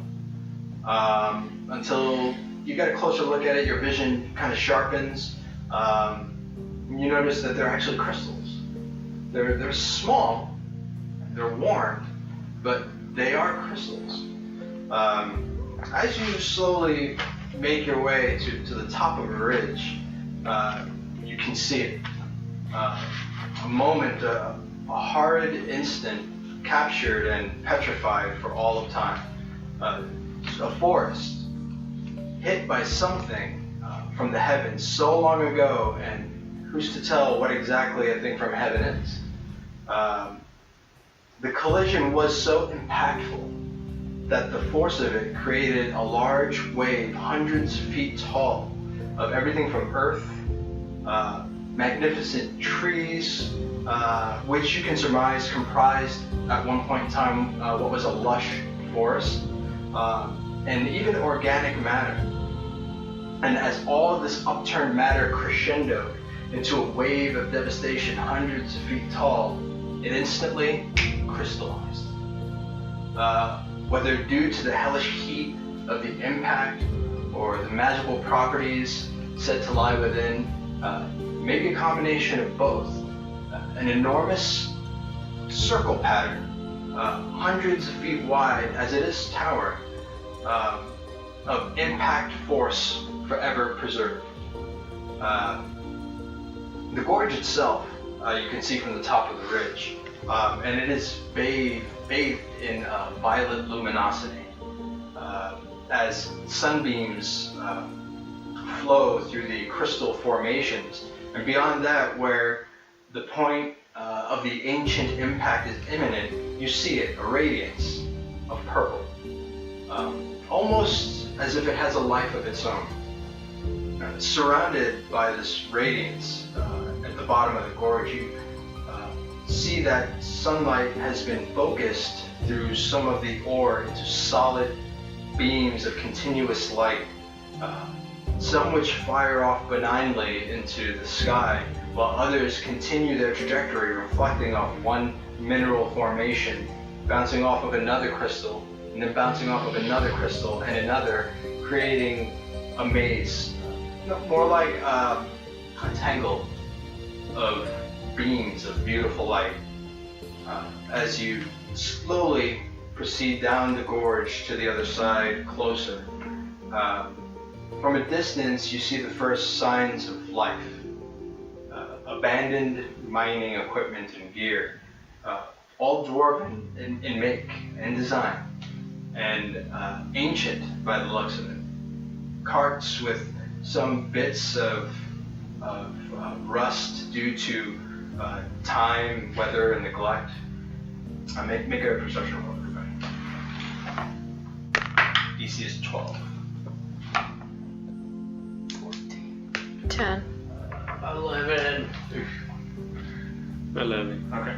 Daedalus, you notice as you kind of are looking over all of this old equipment, this dwarven equipment that was left ages ago, you see a mining pick. It's old and it's worn, and like the rest of the implements that you've discovered, However, you do notice a difference. The wooden handle has partially crystallized almost to the top of the pick. What do you guys do? Well, the dwarf wasn't lying. This place is pretty fantastic. See, I don't know quite what I'm looking for, but I have a feeling we better head in a little deeper and see what we find. So as you say that, you see kind of like this grown over trail, and it almost looks like this high-speed picture of like when a pebble hits a still body of water, and you just see kind of like the water kind of cascade up. Well, imagine that effect happening, and then it just freezes. That's what happened. And it's actually, everything is purple. As you look at the crystals, you can see shapes of trees, you can see shapes of wildlife that existed in this forest, forever kind of fossilized in this purple crystal formations. And it's just a solid wall, hundreds of feet tall. But like any splash, there are little divots of space that you guys can kind of squeeze yourselves through, but you don't think the mounts are going to fit. But you can get into more toward the center of the gorge, where you see from the top of the gorge, you saw that purple illumination. We're gonna have to leave the horses here, but we have no choice but to head in. Fine. Better tie him up, Terra. So as he says, better tie him up, Terra, I'm actually going to, where is it? I have an ointment here for something. Hold on. Give me 1 second. I had this all prepared now. Well, It if had. you did. I did. I think I used it. Never mind. Are you Never talking mind. about your oil of Yeah. You used it already. I already used it. Yeah. Dang it. Come on, guy. Alright. So, I'm just gonna look at him, just sigh. Yeah, you look in your pack and then you just kind of remember, Yeah. Yeah. And I'm gonna, start tying up, my horse. Okay. I'm assuming the 3 horses?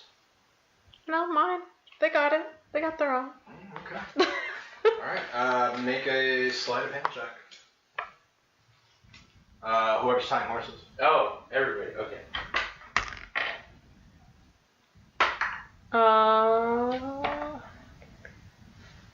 21. 8. I rolled a 3. 8 and a 3?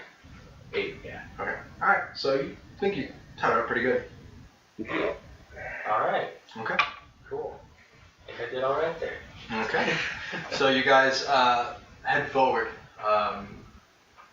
past this, trying to get past this wall of crystallized matter, and you are able to kind of shimmy in little spaces that are left when the collision of whatever fell to the material plane left in this wall of matter, and you're able to get through.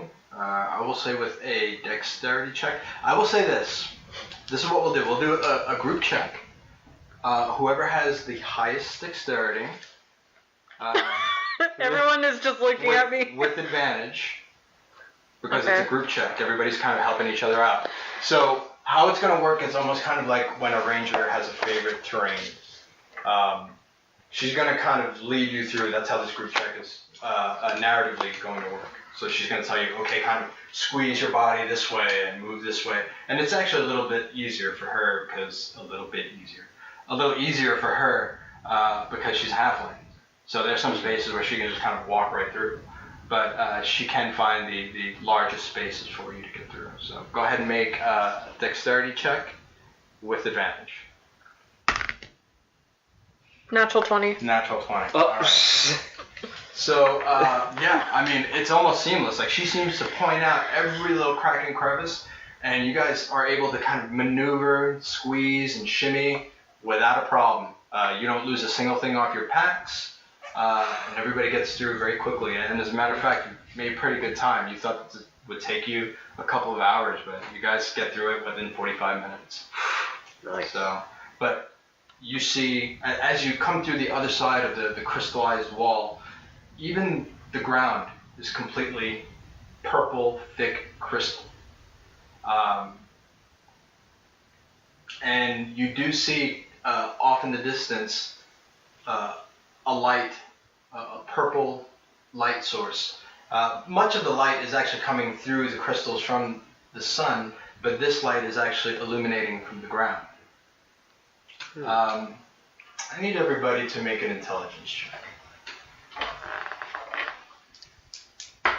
And I should have done this at the top of the gorge, and that's my fault, but 19. 19, okay. 12. 15. 15. That's good enough. 12 is good enough. 4, okay. Daedalus is the only one who doesn't catch this because he's so fascinated by the purple illumination. It kind of reminds him of when he was in the Feywild.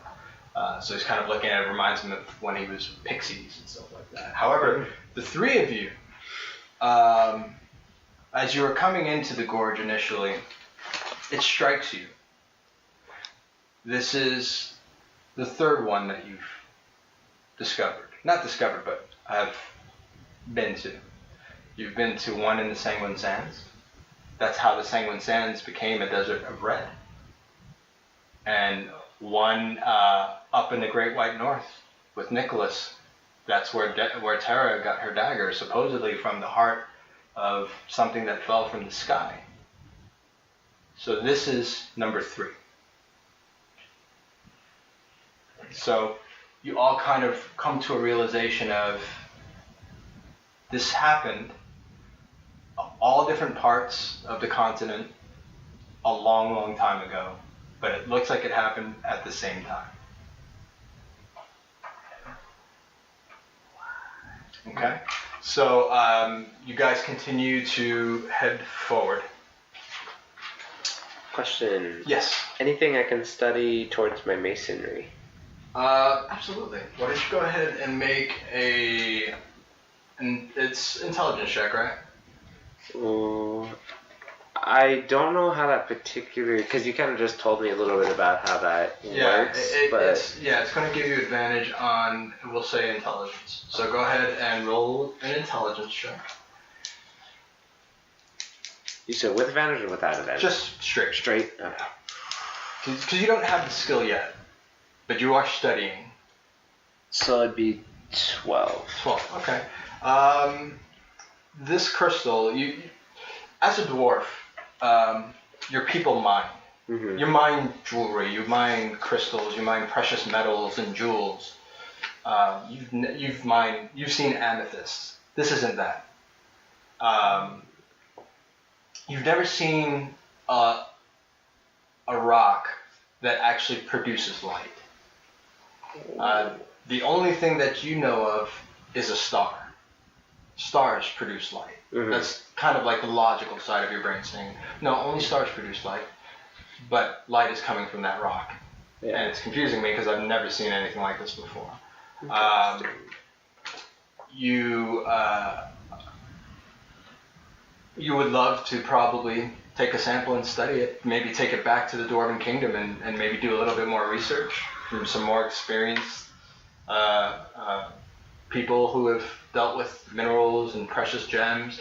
You do know, as a matter of fact, though, that gnomes are known for their jewelry work. Mm-hmm. They're amongst the material plane. If there is one race that knows jewelry and precious rocks, it would be gnomes. So am I able to take a sample? And you can admit, even though you've got this dwarvish pride, dwarves are known for stones and precious gems and amethysts, but you do know that gnomes, for a fact, probably will know a little bit more than dwarves will about this. Interesting. Yeah, So I will say that, you can take a sample. It just depends on where you decide to pull the sample from. So where the stone that you said we saw that was glowing? It's ahead of you. Yeah, I want to go ahead to that area and Sure. pull a sample from Okay. around there. Sure. So as you start walking towards the illuminating part, and you notice it's deeper down into the gorge.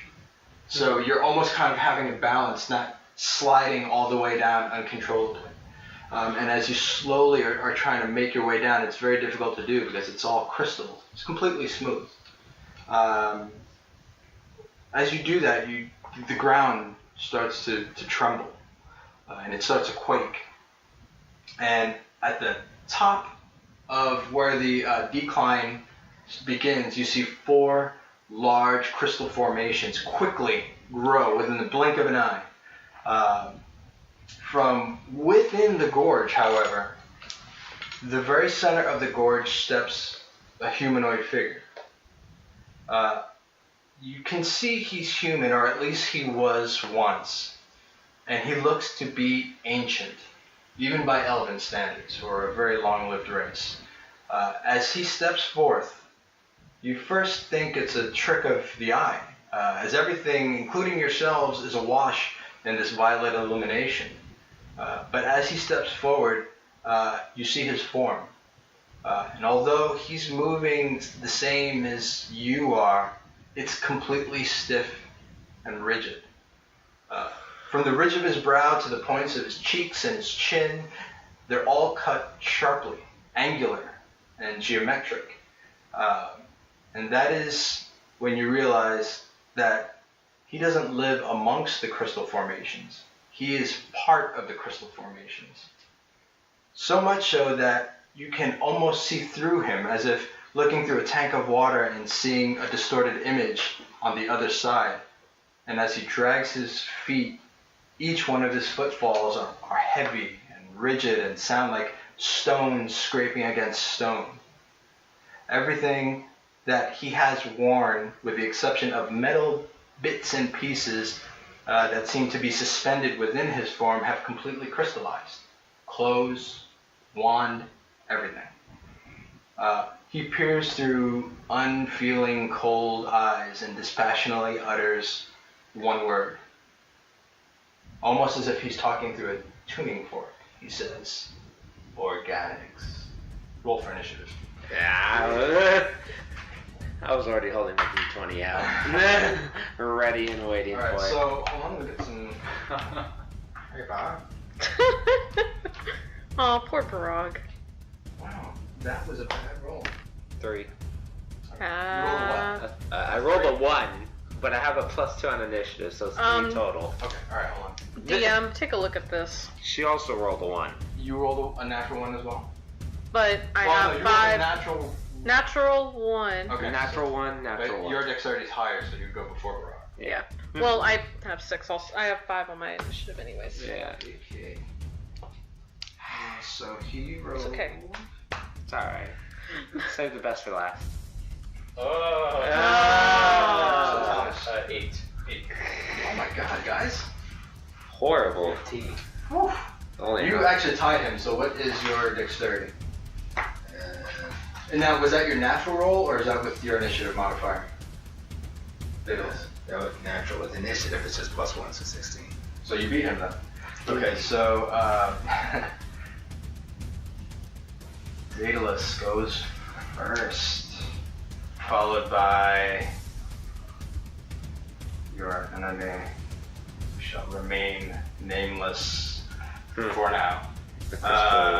Next, it's going to be Talvis, followed by Terra, and last, but definitely not least, Barag. You. You. Me. Well. All right, so Daedalus, you see this almost amethyst come to life.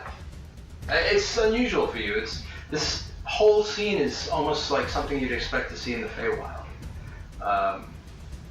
It intrigues you, but at the same time, you see him preparing. You don't know what it's for, though. For attack, defense, but he seems at the ready. So what do you do? Well, for this, I'm gonna cast Mage Armor on myself. Boom. Well done, sir. So now I am at, instead of armor class of 11, I am now at a 14. Nice. So, and I take it that's an action, right? Mage armor, I believe, is. I don't want to say it's a bonus action, but let me double check. I don't quote me on that because spells and stuff. So mage armor, right? Yep. Bro, you should know all this already. It is an action. Okay, So you're going to take an action and you're going to cast your mage armor. Alright. What's it look like, sir? it just looks like, well, like their armor's just. Bro, give me some snags. Can you at least bedazzle it a little bit for me? It's just ethereal armor. It's kind of what I picture it as. It's just, it looks like it's made of eldritch energy. Like pretty much like almost like a Green Lantern construct. It's like if he made an armor for See, now you're bedazzling it. I like it. All right, so Daedalus, you now do you take any movement? I will say. How close am I? Let's go ahead and get that map out. Go ahead and move that first map and pop open that second map. It's underneath. There you go. So for obviously this is not the Coliseum, but for the purposes of this fight, it kind of most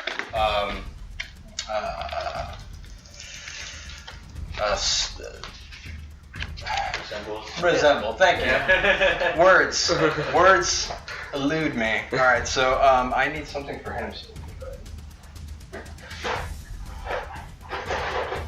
So I don't want to use a figure that I'm going to use soon.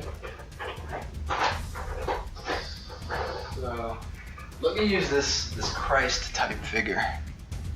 Isn't that a weird one? Yeah, it is. I don't know why. I don't know how I found it. I did. Interesting. It's actually kind of cool.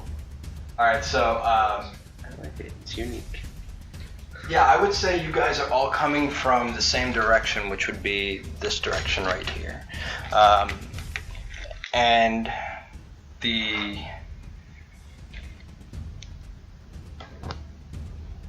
that is kind of your goal right there on the map. You see that kind of purple glow illuminating behind him.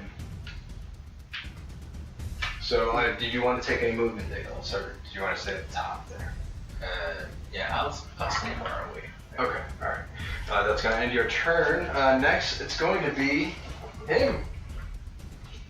Yes, him. Alright, so. One who shall be not renamed. That's very ominous, sir. That is so ominous. Alright, so first he is going to do. Let's do a little fireball cantrip. Yeah.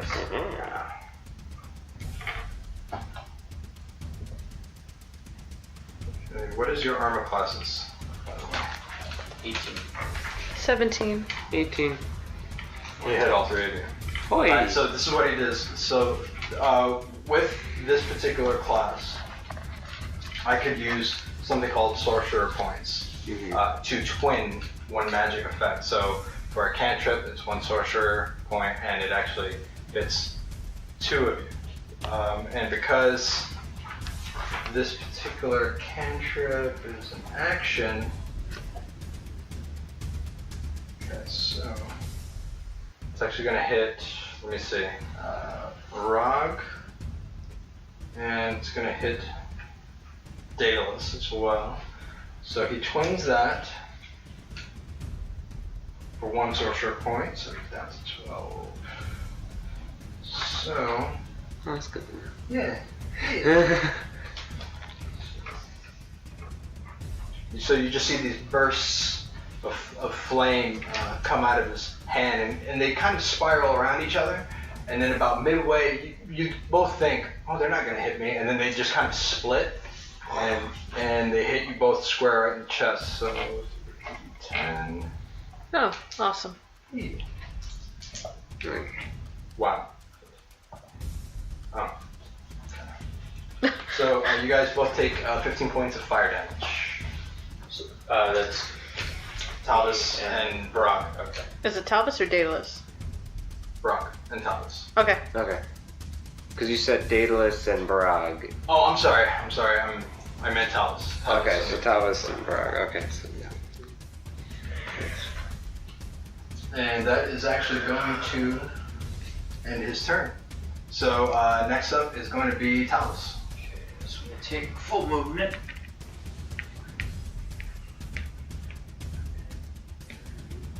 And I'm gonna send a guiding bolt at his face. Nice. And that's gonna be at, do that at second level. Sure. So it will be, if I make this spell attack, it'll be 5d6. Okay. 19.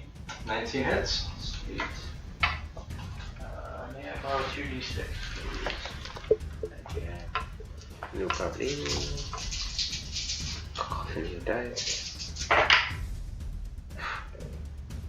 This looks bad. So, cool. Oh no, that's a No, 6. 6. Oh, that's a 6. That's a Okay, 6, cool. yeah. 6, 10, 13, 14, 16 damage. 16. Alright. Nice. Is a good hit. Oh. And that's with so your guiding bolt, what exactly? Is that what type of, is that just energy or force damage or? It is radiant damage. Radiant damage. Okay. And the next attack made against him before the end of my next turn has advantage. Gotcha. So whoever attacks him next gets advantage, basically. You said 14? 16. 16. 16, yeah. Okay. Alright, great. Is that gonna end your turn? Yes. Okay. Terra, you're up. I'm going to move. Sure.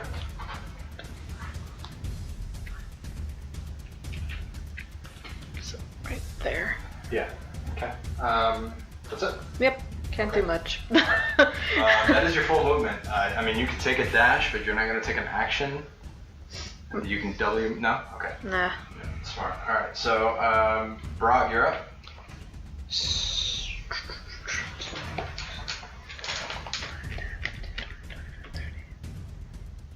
So I'm going to take dash as in my action. Sure. 10, 15, 20, 25, 30, 35, 40, 45, 50, 55. Okay, so as soon as you go back 15 feet.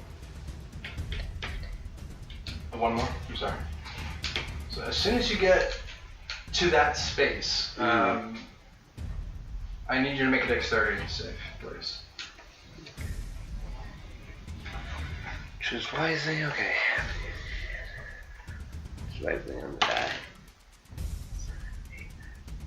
10. 10. Okay. So as soon as you see Barag running as fast as he could, and he's got Chimera rising in his hand, he sees his target, and he's making a beeline for him.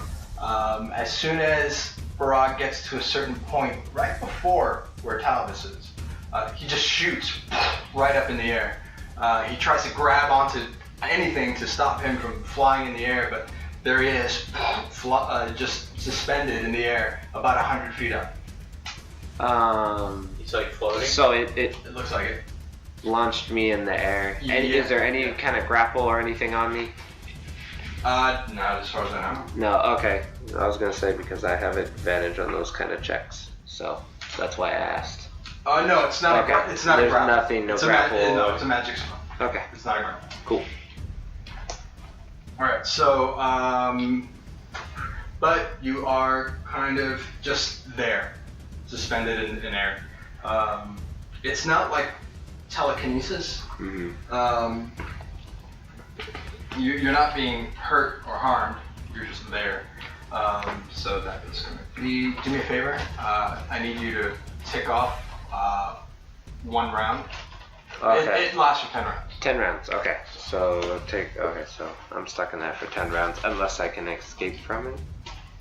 If that's possible. Maybe, Yeah, we'll find out. As the Beatles said, Throwing that. maybe with a little help from my friends. True. Alright, so Alright. that is going to end your turn.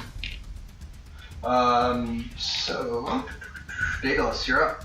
So you see Barag take off towards this thing, and as soon as he reaches a certain point, he's in the air.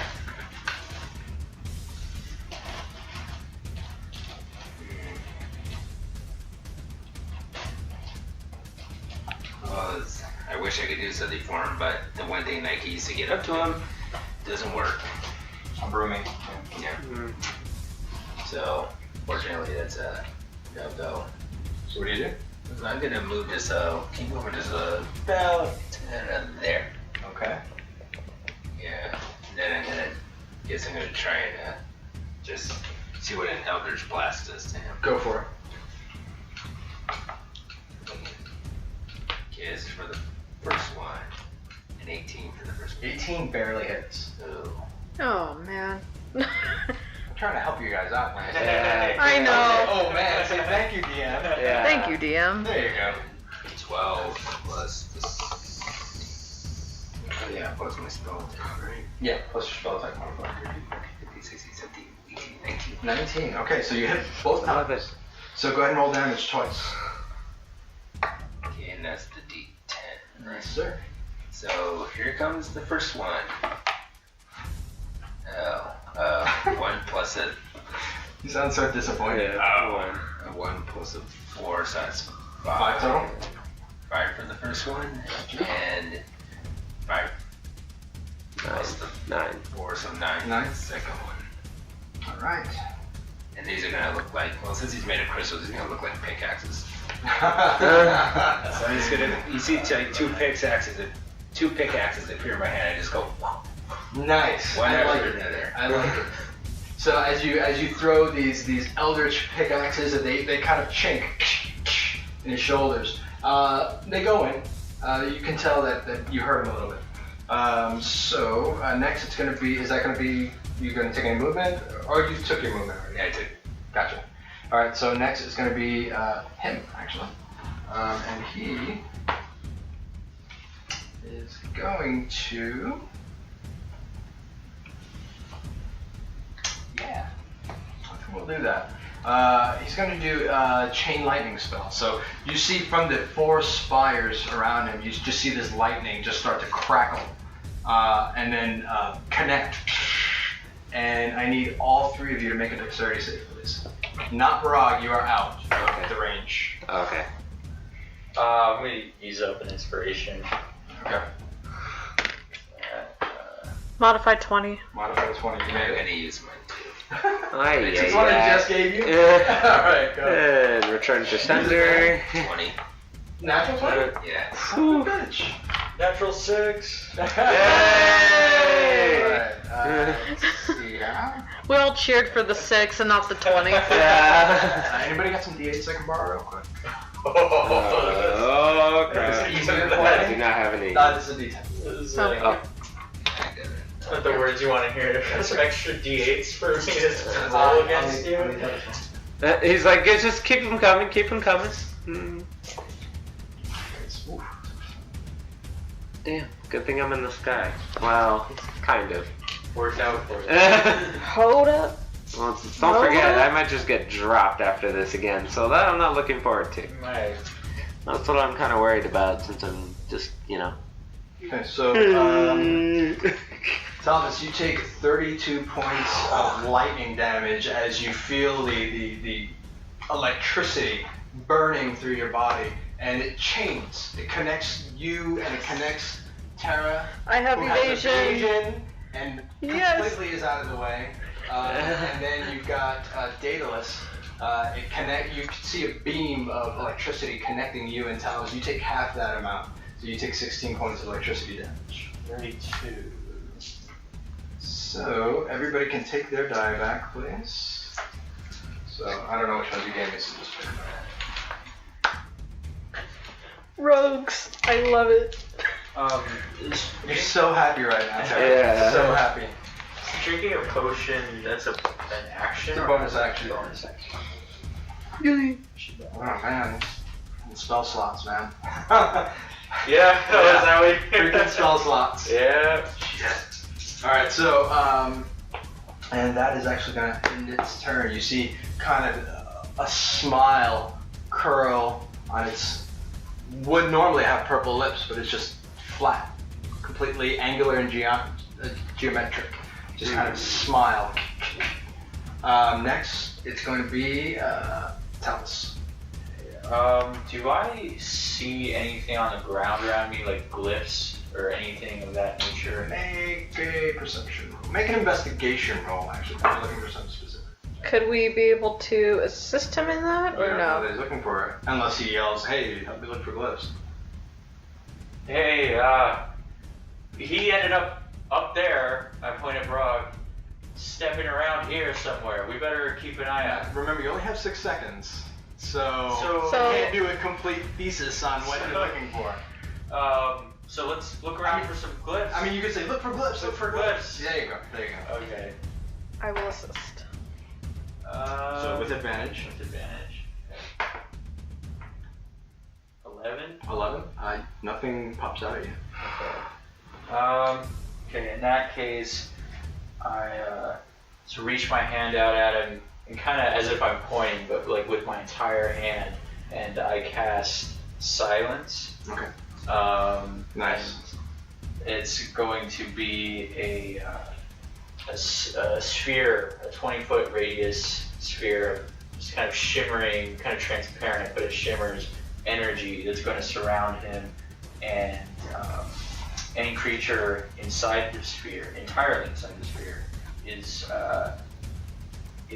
deafened and immune to thunder damage, and cannot cast a spell that includes a verbal component. Good to know. Good to know. And that is concentration up to 10 minutes. Nice.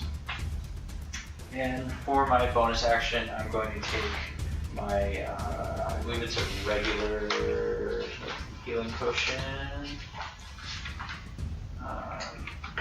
We are only in round 2 and you're taking healing potions, right?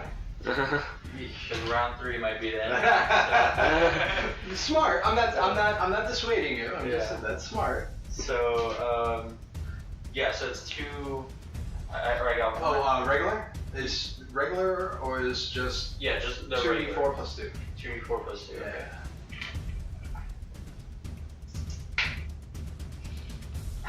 2 1s. I'll take it. Talvis, your night is going swimmingly. It's a typical Talvis night. Yeah. Here in San Diego. I love it. Alright, so, boy, you really screwed him with that. You know what? Oh. You know what? Actually, No. yeah, I'm No. gonna use it. No. Oh no. I am. No. I am. Counterspell. 1 reaction. Oh. What level did you do? It is whatever level is standard for it. So it is a 2nd level spell. So you think you cast it, but you saw him kind of move as you did it. Very well played. Thank you, sir. Thank you. That's another spell slot. No. That's another spell slot gone, but it was a good one. Alright, so, Go ahead, keep wasting the spell slots, please. hey man. I think that was a good use of one. Yeah, it was. Very good. Is that gonna end your turn? Tell us. Yes. Alright. Terra, you're up. Can I use stealth since I am Yes, behind? you can. Yay. Sorry. 22. Oof. You think you're hidden? You're pretty sure. You don't really know. He just got downgraded. Like, Yeah. DM's gonna give me a headache. Okay. So, what do you do? I'm gonna move, actually. Sure. Now, when you're stealth, I believe your movement is half. When you're stealth. Let me check on that. Pretty sure that your movement is half when you're stealth. I'm checking. Listen, I don't have all the answers, but I'm pretty sure that's pretty accurate. Mm-hmm.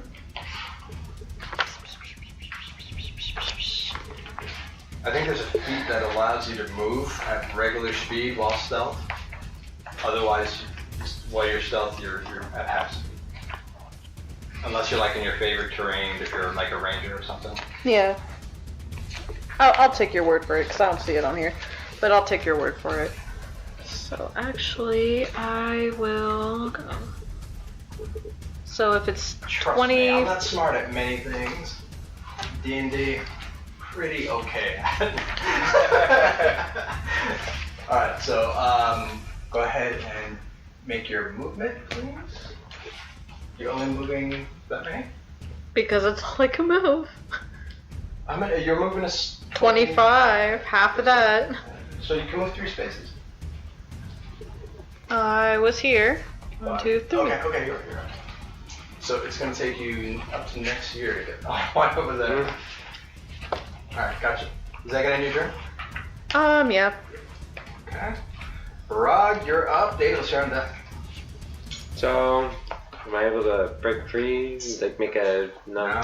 I mean, I'm asking you if there's something you'd like to attempt. Strength check. There's nothing to actually grasp. You're actually just in midair. Okay. Then I will do nothing.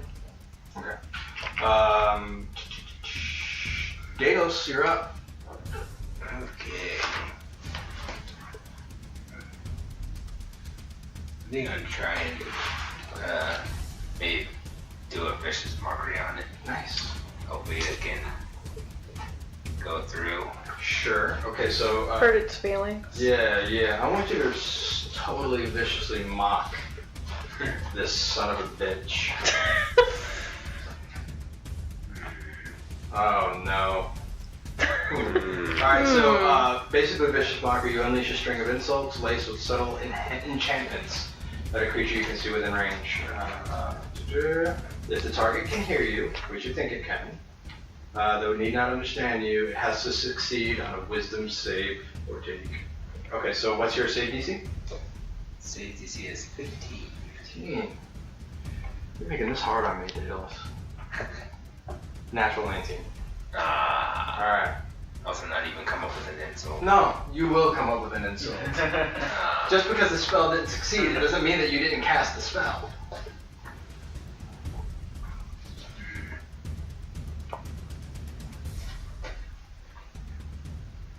Alright, I'm gonna allow you to put a pin on it, but we will come back to that vicious mock. Don't think I forget about this.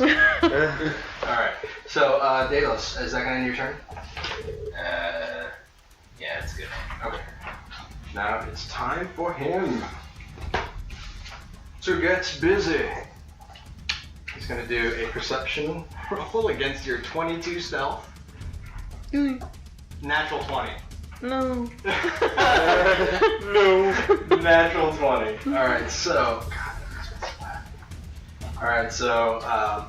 Don't look at me that way. Now you're making me feel guilty. Alright, so. I'm going to do this. You don't have to. If you don't want to. No, I do want to though. Alright, What a mean DM. oh, I'm not that mean. You could be worried. Natural 20. Come on! Woo! 2 in a row. Woo! Natural 20. I was gonna ask you what your armor class is, but screw it. I don't need to. Yep. Yeah. And I get to double my damage die. So Terra and Daedalus, you are gonna suffer some acid damage as you see like viscous bubbles of purple boiling acid appear right in front of you and just kind of hurl right into your chest. And it is dead on, right in the center. It is gonna be. Do we have any saving from this? There's no save. It's just an attack. Oh. No, you know what? I'm sorry. It is a dex save. No, I'm glad you asked. Let me just double check. Really quickly. Come on. You want to evade, huh? Well, evade is only for area attacks. No, it also. Well. Yeah, it is area effects. Okay. Yeah, no. Alright, so you do get to do a dex save. So go ahead and make your dex. Thank you, Estia. So it's not even an attack roll, it's just, damn! What a waste of a natural 20! Oh, ouch. Yeah. What did you roll? 25. 25. Alright. Daedalus, what do you got for me, my man? That's a ring. Disappointment. Don't. I feel so bad. He looked like a kicked puppy right there. No. Don't say it like And he that. sniffled just now. Alright. Wow, that's a good roll. Alright, so you take 12 points of acid damage. Evasion, does that work for targeted attacks? Are you sure? Let me check. Because I think it just works for area of effect. Certain area effects, subject to an effect, or when you are subjected to an effect that allows you to make a dexterity saving throw. Yeah, there you go. Okay, Take so only you half take damage. no damage. No damage.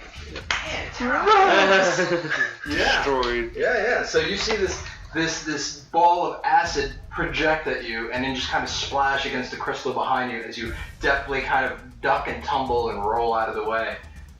Daedalus, my man, you get hit right in the chest, so you do take that damage. And that is actually going to end his turn. Next up, Talvis, Terra, you're on deck. But he did. Now I'm out of stealth because he can see me, right? Well, yeah, He saw me. he Yeah. saw you. Okay. Consider he threw acid at you. I mean, you can try to break his line of vision during your movement Mhm. to try and go back into stealth. Okay. You can attempt it. Not. So I cast Death Ward on myself. Smart. Yeah. So I'm gonna do that. And Okay, so for all those that don't know what Talvis is doing, let me go ahead and just kind of explain it. Death Ward, basically the first time that his health drops to 0 points as a result of taking damage, instead of dropping to 0, it drops to 1 hit point and the spell ends. So it's kind of like a save my bacon sort of spell. So, and luckily it's not a concentration. It's just 8 hours. Yeah, that's awesome. And the other cool thing about it is that if there's an effect, if I'm subjected to an effect that would kill me instantly without dealing damage, some other kind of effect that would just kill me, it's negated. Negated, right? Yeah. Right. So like power word kill or death would be negated, which is amazing. All right. So or power word kill rather. That's gonna end your turn. Unfortunately, that's going to end my turn. Okay. All right. I wish there was animals in this Yeah. scenario. I really do. He's All cursed. right. Sorry, you're up. Barag, you're on deck. So I'm actually. So I believe this is going to be the third round, Barag. Yes. So if I So, move up yeah, to here, can I check and see if there's any traps, like kind of in the vicinity of where Barag? Sure, you can make a perception roll. Yeah, I'm gonna do that. So just before kind of like that threshold. Mhm.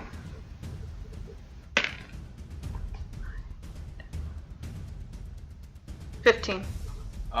Doesn't seem to be any traps. You checked prior when Talvis yelled to check for glyphs. You don't see any sort of glyphs, traps, anything fired off, tripwires, anything like that. Okay. So I'm gonna take the rest of my movement. Sure. You teleport, or how do you do No. that? 5, 10, 15. Okay. So let me go ahead. Aww. Yeah. That's exactly what happens. What you think happens does happen. Aww. Yeah. So Terra Highhill, as you run to your mark, you see him. You don't see a trap, so you think, screw it, I'm gonna go. And you take off, and you're up in the air about 100 feet up. Aww. And my character's gonna say that. Terra's really gonna say, aww. And I'm just gonna wave to Brog. Hey, Brog. Hi. I've been up here for. So move, go, come back 10. There you go. And then yeah, you are now up in the air. So for you, you're only going to be stuck up there 7 rounds because the spell in totality lasts 10 rounds and 3 has already come by. Okay. You're welcome. 100 feet. Yeah. If they fall hard. Aw. Alright, Terra, is that going to end your turn? You know what? I'm I'm gonna do something that I've never. Quick question. Huh? Would evasion work in this scenario? Is it an area of effect? Is it an area of effect? It is an area of effect. Yes, it would. Why don't you go ahead and double check that for me, please? I have it right here. Certain area of effect spells. Dex save? Yeah, it would be a dex save. Yeah. Creature make a dex saving throw. So go ahead and make a dex saving throw. Aha! Against 18. Huzzah! Please. Close my eyes. 18. Wow. Oh. Wow. So this is exactly what happened. You see him, and you start running towards him, and as you kind of break the threshold to where Barag was when he shot up, you kind of feel yourself getting lighter on your feet, and you scrabble to the ground really quick. You grab a little bit of crystal, manage to stay on the ground, and just kind of like army crawl all the way up to him. Make your attack if you'd like to. Oh, I am. Man, that was epic. No. That was great. Oh. Rogues! Oh my god, natural 19. Natural 19. Is that a... No, that's only for Barag. Yeah, that's... Yeah. Alright, Oh, so yeah. go ahead and roll damage. I'm actually gonna roll for the second dagger too, just so then I know. Go ahead, go for it. Well, I'm on a roll, hopefully. Quite literally. 21. That also hits. Million So O dice. I need you to tell me what exactly is the knife damage and then the cold damage. Yes. Okay, so let me see. And then I don't have sneak attack because nobody's in front of me. Darn it. 6. 8 cold damage. 9. No, it's not. How many dice are you rolling? Because it's not a crit. I know that. Oh no, hold on. No. Then mine Seems is like that a one. lot of dice. You're So not it's gonna this see- one, it's this one, and then these ones. What's your knife damage? My knife is... Which one? And the first one, which is, I'm assuming, your frostbrand axe. Yeah, 2060. No, hold How on. much? 2060. No, hold on. Let me see. Now you guys are confusing me. It is 1d4? 1d4, Mm-hmm. and you do plus 2 damage on that. Yes. So go ahead and roll 1d4. And then it's and the plus 6. 1d6. Yes. And that's it. So Okay. roll two dice. Oh, that's right, because I don't have the advantage on the assassinate, right? No, you don't. I'm so confused. He knows you were there. Oh, that's right. 6. 8. I'm so confused now. Let me see this. So 1d4. Uh-huh. 10 total. So go ahead and roll 1d4. It's 11 total. No, what did you roll on the 1d4? Let me know. 3. So that's 8, 9, Okay. 10 So plus 2 I damage. have to know specifically what it is because he has certain resistances. Okay. So I need to know what type of damage you're doing. So you do 3, so we'll say 2.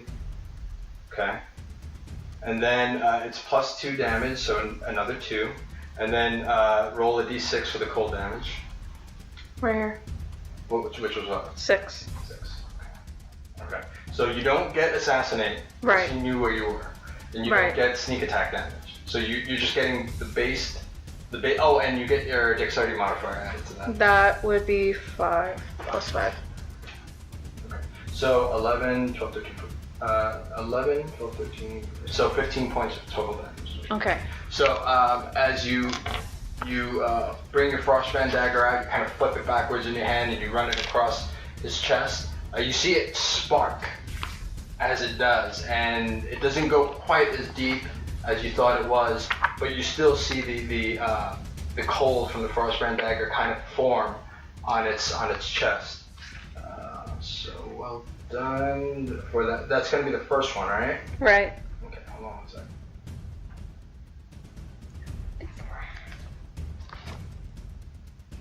Pierce. And then Alright, it's +1. So go ahead and roll the second one.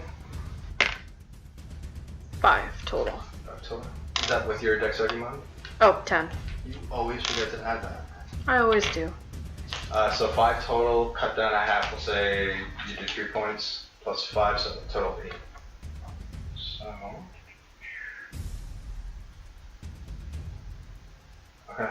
So you're standing toe-to-toe with this inhuman kind of like crystalline form. And you have both your daggers and you're to the left and to the right, and you see sparks as your daggers rake across his chest. You feel that you're doing minimal damage, but you are doing some damage. You see little gouges in his form for where your dagger raked across. That's gonna end your turn. Rob? Chillin'. Okay, this is turn number 3. Yeah, so down to 7 more rounds. Yeah. Daedalus, you're up. Okay, I'm gonna cast Shatter. I'm gonna cast it Woo! right about there. Gotcha. So it only hits him Gotcha. and not her. Gotcha. So yeah. The confidence this guy has I is just wanted, amazing. because I have a spell card for that, I just wanted to Read it out loud. that a creature made of inorganic I material. know. He's vulnerable to shatter. Yeah, he has disadvantage on the save. Yeah, okay. I got it right. Just So I know. Throwing it out. That's why I kind of like reacted when he said that. Okay. So go ahead. Like, Daedalus. oh, and yes. he just has to make a saving throw Okay. against my 15 Against your 15? With disadvantage. with his. It's alright because the first one I rolled was a natural 2. So, roll your damage, sir. See if you get a natural 1. So he has to do. So he takes 3d8 thunder damage. Okay. Because he's vulnerable to it, he takes double that amount of damage. So, go ahead and roll your 3d8. There you go. And we'll multiply it by 2. No, it's the other. It's the one- Those ones right yeah. there. Yeah, those 2. Here's 2 right here. Oh, I got it. We gotta roll. Rolling bones. So we got 5, 4, that's 9 plus 2, that's 11. So 22 points of shatter damage. Jesus. Nice. Let's see this. No, that came from us. On this side. Yeah. Nice. You're welcome. Alright, so Daedalus, explain to me how this... So you make a sudden ringing sound, it's intense, and it erupts from the point that you point your finger at, and how does it go? Well, it's this. I picture it's kind of like gigantic shock. Just a shockwave? Just Awesome. And you see, as you do that, you see like little webs of shatter just kind of like crack its form as it gets hit with the spell. So that was 22. Now it has to make a concentration check. Equivalent of 11 or higher. So I'm going to make that roll. If you fail the check, you're going to fall 100 feet. Ouch. Yeah. You're like, fail. I rolled a natural 11. Oh. So yeah, he made it. So as you hit him with the shatter spell, you actually see bits of crystal just kind of fling in every direction just from the force of the spell. You see his one arm that he has up. He's looking at Barag, and he manages to maintain with a grimace, maintain that gravity spell. Good job though, man. So is that gonna be your turn, Daedalus? Is there anything I can kind of hide behind? There's 4 pillars up toward the top of the gorge. You're gonna have to go back up toward the top though. Otherwise, it's just an open playing field. I'm good then. I'll just stay where I am. Alright. It is his turn now. Daedalus, he did not like that, my man. That's what I see. So he quickly looks at you. I am going to say I need you to make a Constitution save, please.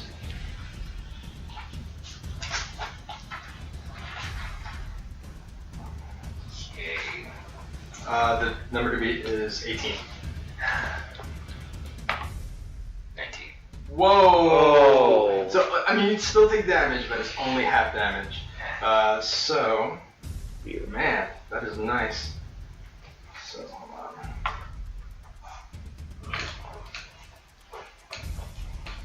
Alright.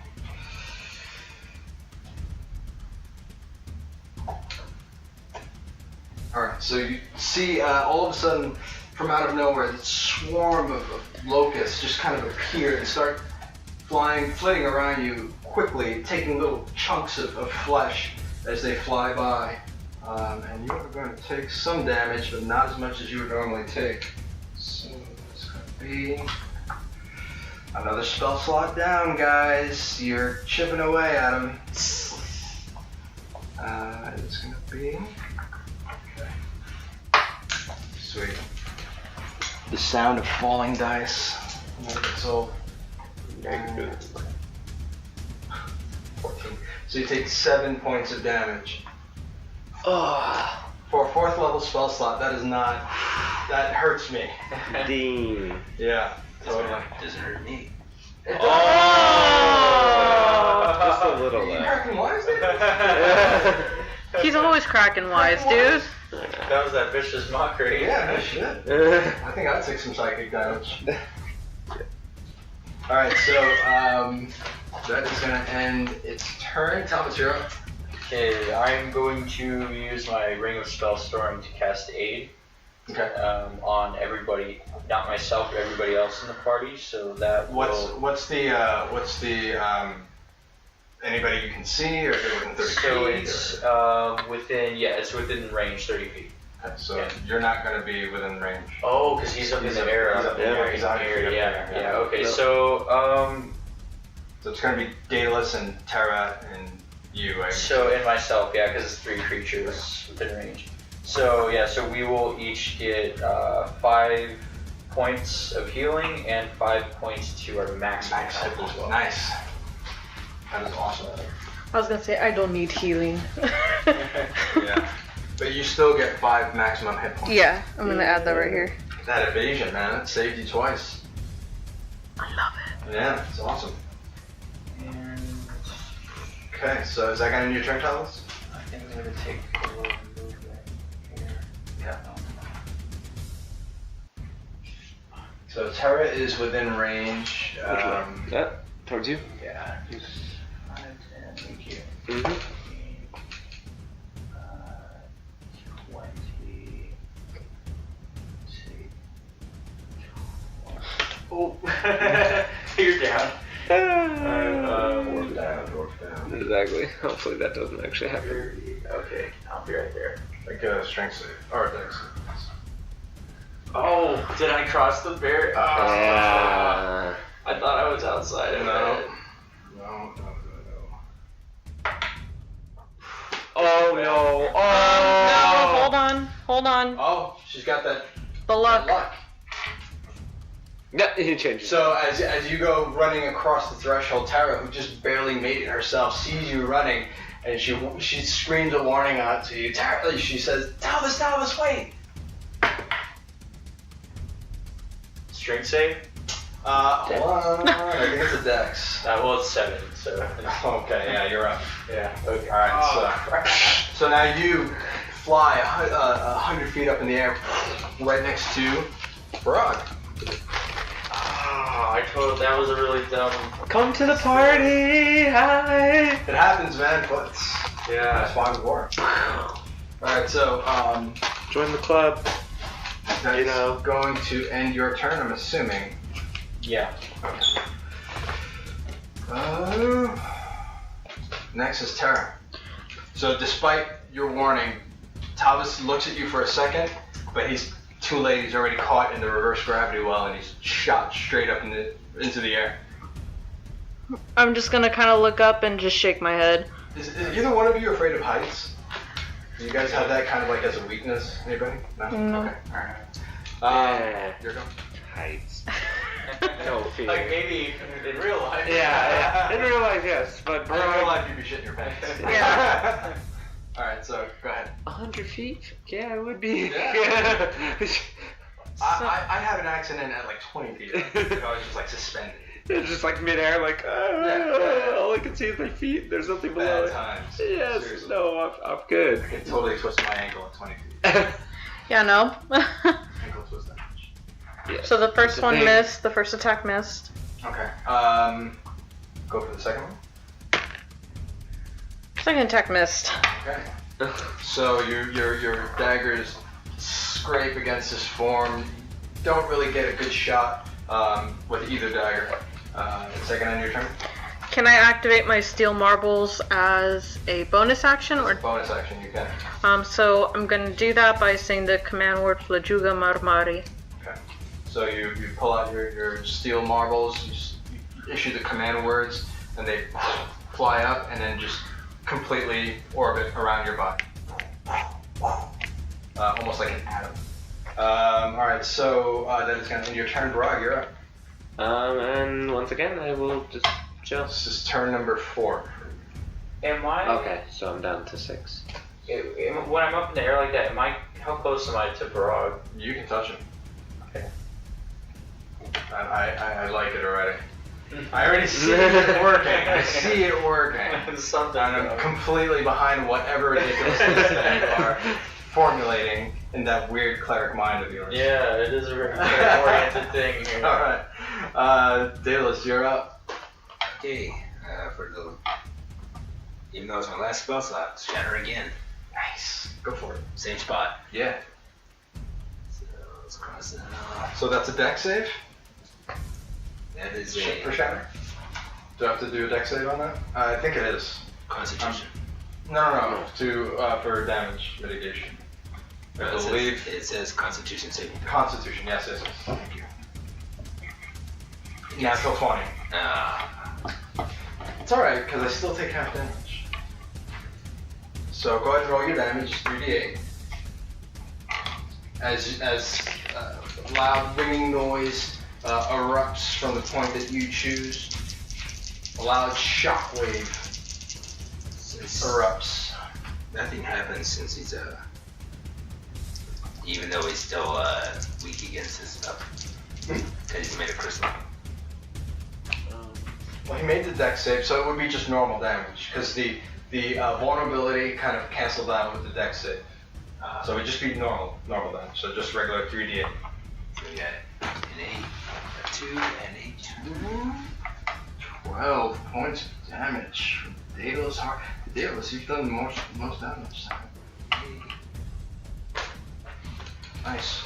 So you see another crack, kind of spider in his shoulder from the shatter spell. A lot of the crystal, the ground that is made of crystal, you can see kind of spider webs of cracks kind of also spread. That is going to end your turn. yes, it will. I was gonna have to do a concentration roll. I was gonna say, isn't he vulnerable to those attacks? So isn't it doubled? Yeah, but he made he made the save. Yeah, Okay. So it cancels out, so it's just regular damage. Okay. that Okay. make sense? I just wanted to double check. So one does double the damage, one does half the damage. Mhm. So they just canceled out for normal damage. Okay. So now he's gonna make a concentration check. Daedalus, you did 12 points of damage, so he has to hit 12 for that save. Natural 14. Alright, so you guys are still suspended in air. Okay, so I honestly don't know whether you're cheering for him to make those saves or hoping he fails those saves. I'm cheering that he made it. Yeah. Yeah, that's the part. Oh, that's smart. Whew, I'm like, you made the save, thank God. Yeah. Okay, so he sees you, Daedalus. Hartwell, aka Hartwell the Magnificent. He is going to, let's see what spell slots he has.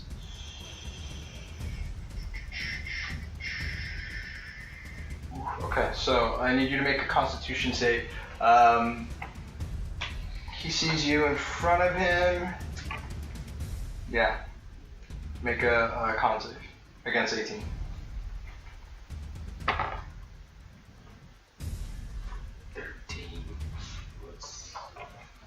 Whatever your constitution modifier is. It's only a 15. It's 15 total? Okay. I need some more d8s. I don't like that noise. That wording. I need more D8s. Well, at least he didn't drop us, at least Talvis. Not yet. I know, I'm getting scared here. Like, every time he rolls that, the concentration check, my stomach goes, Well, look at how many times Barag has dropped, and look at how many times he's died. So, and Once from dropping, yeah. twice from dropping. So, Why is you your take a sigh. Daedalus, he looks at you, he puts his hands together, and you just see this cold, kind of a purple beam kind of shoot out from his hands and hit you square in the chest. You are going to take 42 points of cold damage. I'm down.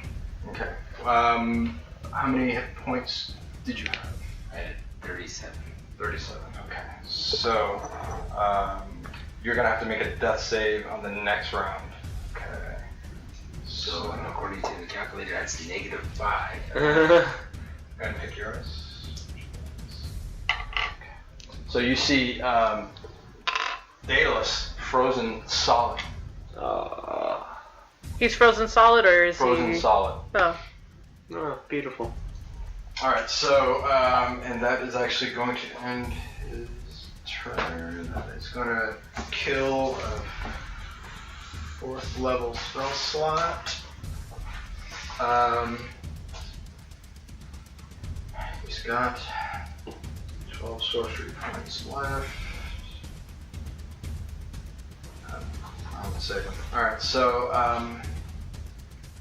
that's going to end his turn. That's going to end his turn. Alright, so, Talvis. Okay, so I reach out, touch Brock's shoulder, and cast Death Ward on him as well.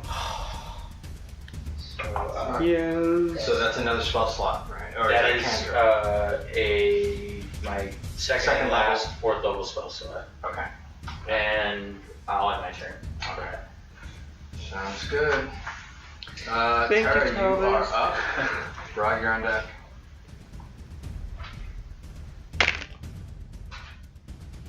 Modified 20. Nice. Okay, that's your first attack? Mm-hmm. Okay, so hit it with the second attack. Again.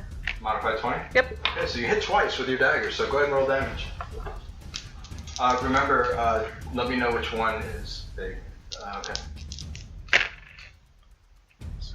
3 cold damage, and then 5, 10, 11, 12. 12 regular. Because that's with my dexterity modifier, and then that's the plus 2 damage. Before you add the dex modifier, just tell me straight piercing damage. What is that? 12. Okay. And then 3 cold So damage. then it's 6 plus 3 cold damage. Because he's resistant to piercing damage. Oh, that's right, yeah. So that's what, yeah, okay. So total of 9 points of damage, yes. Mm-hmm. Okay, good. So that was for both? No, that was just for Just one. The first one, right? Yeah. Okay, so go ahead and roll damage for the second. Oh, shit. Hold on. Sorry. Hold on, I have to re-roll that. I grabbed the wrong dice. I'm not all there today. That's alright, mistakes happen. So this was a 3. Let me just roll this one. Oh my god. Reroll. 5, 6, 7, 8. So he would take 4 piercing damage because it's 8 slashed. Okay. Well, remember your dexterity modifier doesn't add to that piercing damage. It's just bonus that you add to it. So what was the straight roll for the knife? 1. Was it 1 that you rolled? It's a 1d4, right? Yes, Okay, 1d4. so you just rolled a 1? Mhm. Okay, so that doesn't get cut in half because you can't cut 1 in half. So it's just 1 plus your dexterity modifier. 5. So 6. And then plus the 2 damage because of the Frostbrand dagger. 6. Okay. That is going to end your turn. And then I'm going to roll for the second one because remember I rolled the wrong dice. Okay. 3, So what was 8, what was the 9. So the first one, what was the first roll? Okay, 3 and 1. 3 and a 1. 1 was the D4, 3 was the cold damage die. The cold damage was 3, Right. and then the D4 was a 1, plus my dexterity modifier, and plus the 2 That was attack, the first one. plus the 2 one we just damage. did, right? Yes. Okay. All right. And then this one, I rolled a 3, plus my 5 dexterity, plus Okay. my +1 for my Okay. enchanted dagger. Okay, I got it. So it'd be 9 Okay. got total. it. So, Sounds like it's getting complicated with the tracking of that on that side, yeah. yeah. All right. So okay. Ouch. So you hit it with both daggers. You see sparks explode from where you hit it with your daggers.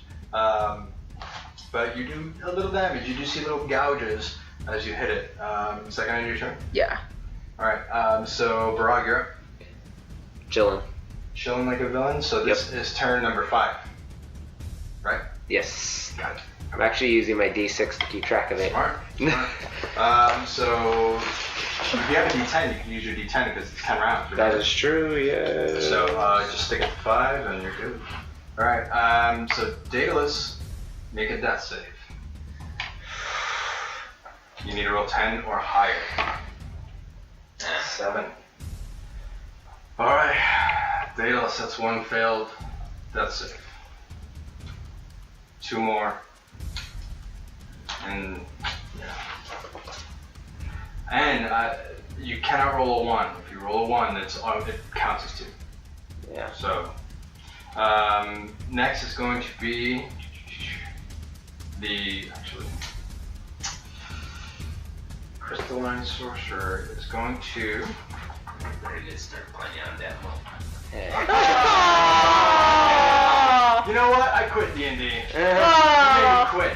A little premature. Alright, so yeah, a little premature, dude. A little premature. Alright, so it is going to. You make a con save, please. Aww. 18 is the number you gotta hit. 4. 4. Okay. So Actually, can I turn in an inspiration for that? did you roll a 1? No. Yeah, you can. If you have inspiration, yeah. As long as it's not a 1. Okay, go and roll it in. What'd you roll? 13. 13. Okay. Unfortunately, that did not cut it, so Why are you smiling? That's not nice. I'm not. Look at that. 19. Ooh, I hear the numbers already. So you take 32 points of necrotic damage as pus boils and pus and black veins of necrosis crawl up your neck and into your face. I'm gonna use Uncanny Dodge. Works on any attack. Yeah, half damage. Yep. Okay, so you take half of that. Okay. Your fingers begin to swell. Your fingernails actually start to pop off, but you manage to somehow mitigate that to half damage. So well done. And that is another freaking spell slot. Gone. That's my last 4. I'll tell you what, guys. Next time I roll a character, like as a player, totally going social. You're like after So this. much Yeah. fun. So much fun. Alright, so that's gonna end its turn. So, oh wait, I gotta do my concentration check for your, and I gotta do it for 2. Mm-hmm. Yeah, I just realized that I haven't done one for a single time that you hit him. And you hit him An ungodly amount of times. 4 times? 4 times. Ooh. So let me do concentration checks now. Let's see. And luckily natural 18. So I have to only do half the damage that you did, or 10, whatever's higher. So natural 12. Let's do Natural 17. And wow. Okay, modify 20. Alright, so yeah, he manages to keep them afloat through all of your attacks. You gotta remind me to because concentration checks is one thing that I always forget. So if you guys do damage to somebody who's casting a spell and it's a concentration, just remind me, hey, don't forget the concentration check. I'll forget. As a matter of fact, I have that in my DM screen highlighted in yellow. Remember concentration. Alright, so that is going to end its turn. Talvis? Okay, I'm going to use my last second level spell slot. Look at you burning right through them. Right through them. So yeah, second level spell slot to cast Silence on him again. 120 foot range. Nice. So. Alright, so I have to roll a concentration check? Or not a concentration, but a... Doesn't say that there's a check for it. What's it called? It's called just silence, right? Silence, second level. Oh, yeah, that's right. You know what? It is a concentration for me. It is a concentration spell for me, but... I'm going to counter spell it again. Put another reaction. I had a feeling. Ouch. Yeah, so you cast the spell and he's seen you do this trick once before. Yes. And he's ready. Like 2 minutes ago or right. So whatever it amounts as to. you raise your hands to cast it, he quickly raises his hand and the arcane energy just kind of fizzles. It's just this magic battle. I like it. Yeah. Sorry, you're up. Alright. 22 for the first one. And 18 for the second one. 18 just barely hits. Concentration check. Yep, thank you, sir. Let me roll this right now while I'm thinking. Well, no, you gotta roll the damage first. It's half the damage, or 10, whatever it's fine. Okay, I'm gonna roll the frost damage first. No. Okay. Roll the piercing damage. Okay. 2 plus okay. 5 plus 2. No, don't add anything. Okay. Tell me what the piercing damage is. 2. Okay, so it's divided to 1. Okay, now add the rest of it. 7. Okay, awesome. 7 plus the 1, right? 8. Cool. And then 6 for cold damage. Dang, Terra Highhill. You are no joke. You're chipping away at this dude. Alright, so let me go ahead and roll. Terra Highhill's not that great at math, and Terra Highhill's getting pissed off with this math. So, and it's getting pretty late. Alright, so why don't you go ahead and that was the first and the second. Nope, Second. that was the Just the first. Natural 12, 20, modified 22. So yes, you made the first one. So go ahead and roll save. Okay, 2. So 1. Like last time. And then 6, 7, so 7 total.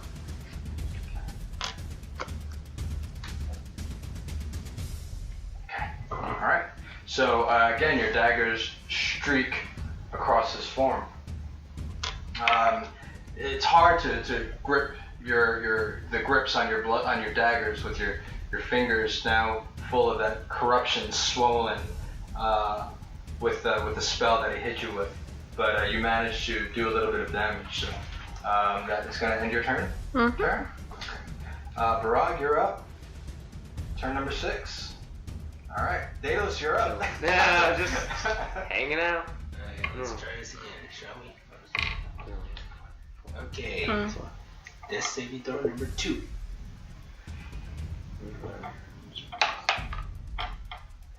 It's another failure. Got 1 left.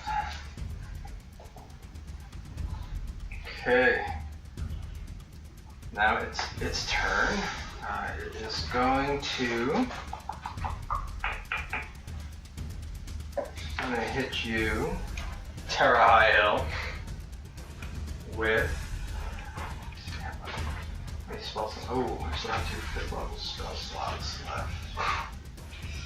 Yeah, we're gonna do that. You don't have to. No, we have to. Make a con save, please. Constitution. 18. 10. 10. Yeah, unfortunately, you don't make it. So, just like with Daedalus, he calls forth this cloud of flesh-eating locusts that just flit around you, taking chunks of flesh. What he's going to do.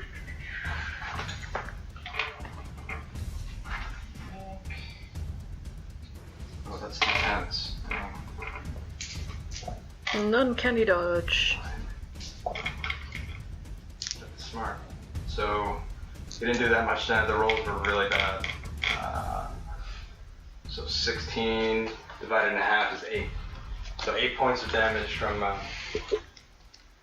the insect plague.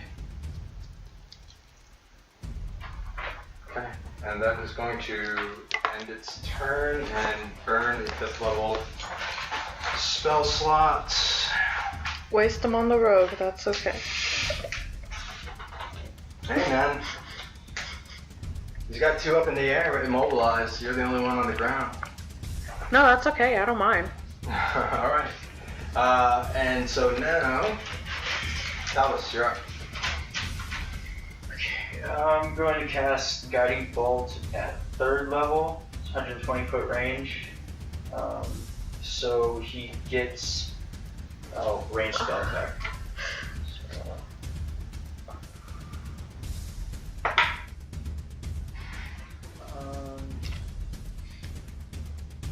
Use an inspiration. I'm just taking the chance on inspiration. Sure. So I got 1 left after this. Okay.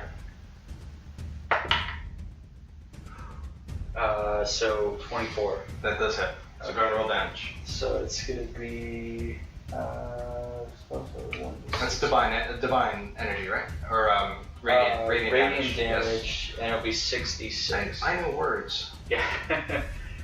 66? Because it's a 1st level spell, 46. Yeah. Third Cool. level. I was just confirming. Yeah, 66. Confirming and a little proud. I need 1 more, please. I have plenty.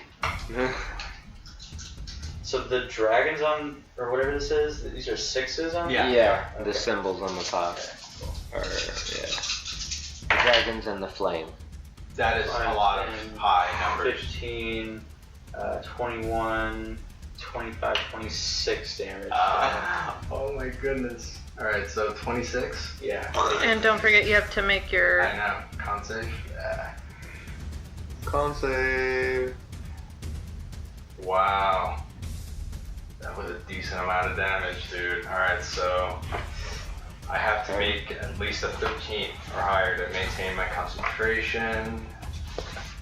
Because it's half of your damage. Thank you. And I do. Oh, yes. So then after 14. Just making those Yeah, concentrations. dude. I know. Um, He's also a warcaster, so he has advantage on yeah, He okay. has advantage on those. But you do a decent amount of damage to him. Terra, you're up. Alright, well, more math.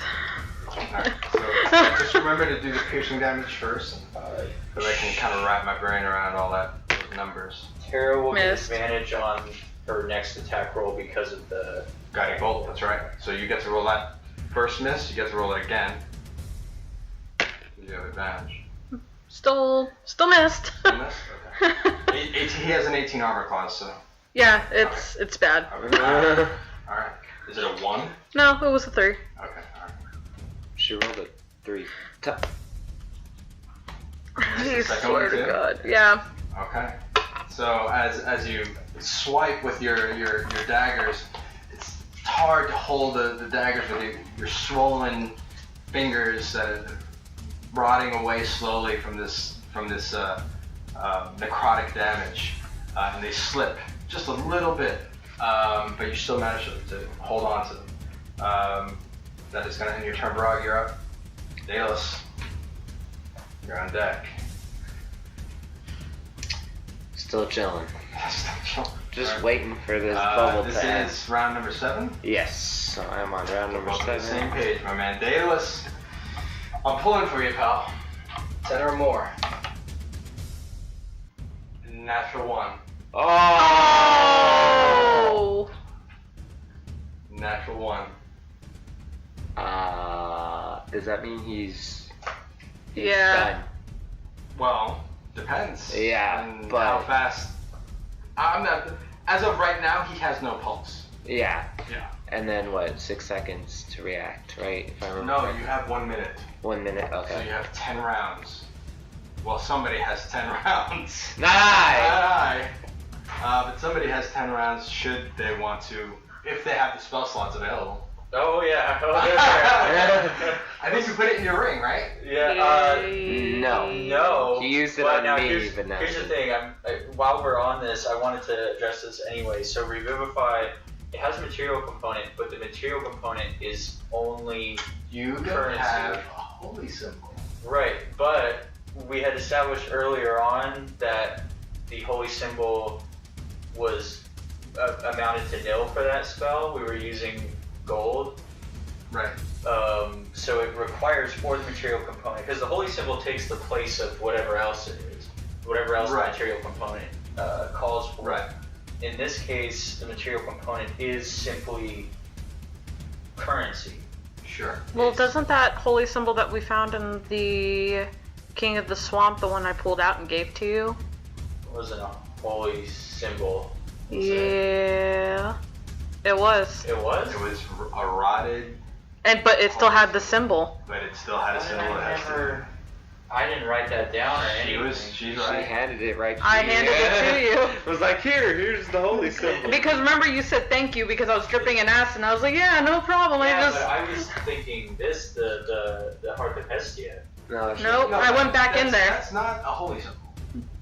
Right, but what I'm saying is, He thought that I He gave got him. distracted with. I told her that she also, from that skeleton, she found a worn, eaten away from acid, but it was a small holy symbol of Hestia. that went, like, I never registered that. That's why I was so curious why. You were so adamant That would on. have changed everything I've been doing up until Yeah, I was like, why are we going when he has one? I just went through acid for that. Let's not, it would probably be pretty No. special. Well, yeah, but that somehow never got to, like, I mean, it got to me. I went sure, through but- acid for you, Yeah. Talvis. You know what I'm picturing in my head right now? Talvis going, the heart of Hestia. He just, The holy symbol going, whee! no, he over literally to- just remembered he had one. Oh, I got one. Wait a tick. Alright, so, did you say wait a tick? Wait a tick. What are you, 89? I like certain 89. No, you're an old soul, Talvis. There we You're an go. Old soul. Alright, where were we before we just derailed ourselves? Yeah, Oh, Talvis, right? yeah. No, no. Yay. Question still kind of Oh, stands. He for just that. made death saving throw, so it would be the creature. Yes, Sure. Yes. My question kind of stands though for Revivify. Yes. The holy symbol doesn't come into play, right? Even whether I have one or not, because we had Let's take a look. when we did it on Barag in the temple, you said at that time that we could use the Hold currency. on. I have it here in my phone. Hold on 1 second. Rules, guys. Rules of D&D. It's like lawyering. I feel like I'm in a court of law right now. Mm-hmm. One witness for the defense. All right. So, what exactly is the question? So the material component for Revivify is diamonds worth 300 gold pieces, which the spell consumes. Right. When Barag went down in the temple, you said, well, Oh yeah, I think I know where you're going. You don't have to. I'm assuming that with whatever gold that Terra has, or you collect, that you buy the material components that you need. Okay. So if you need 300 gold pieces worth of diamond, I'm either assuming that you've purchased the material components, or I will take the gold in lieu of. Okay. You just have to mark it off your inventory. Got it. I'm not gonna role play you guys. I need 300. Right. You know what I mean? Like, I'm just assuming that you are going to do that, unless it's like there are some spells that need a diamond that's worth like 10,000 or 5,000 gold or something ridiculous, or 1,000 gold, that you'd have to seek out.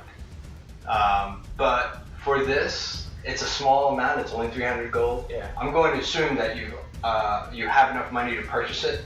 Thus, because you have prepared that spell. Okay, got it. Cool? Yep. Alright, cool.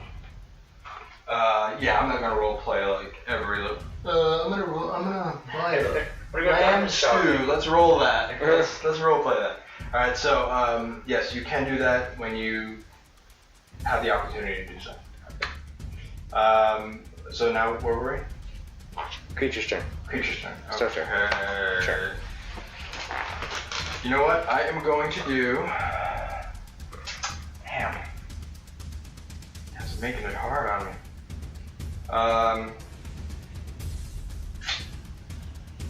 Terra, I need you to make a wisdom save, please. Save difficulty is 18.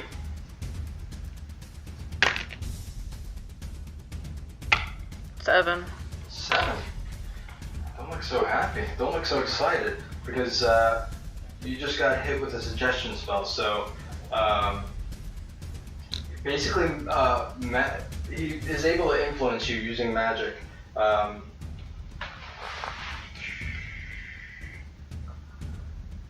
So he's just basically going to ask you to stop attacking.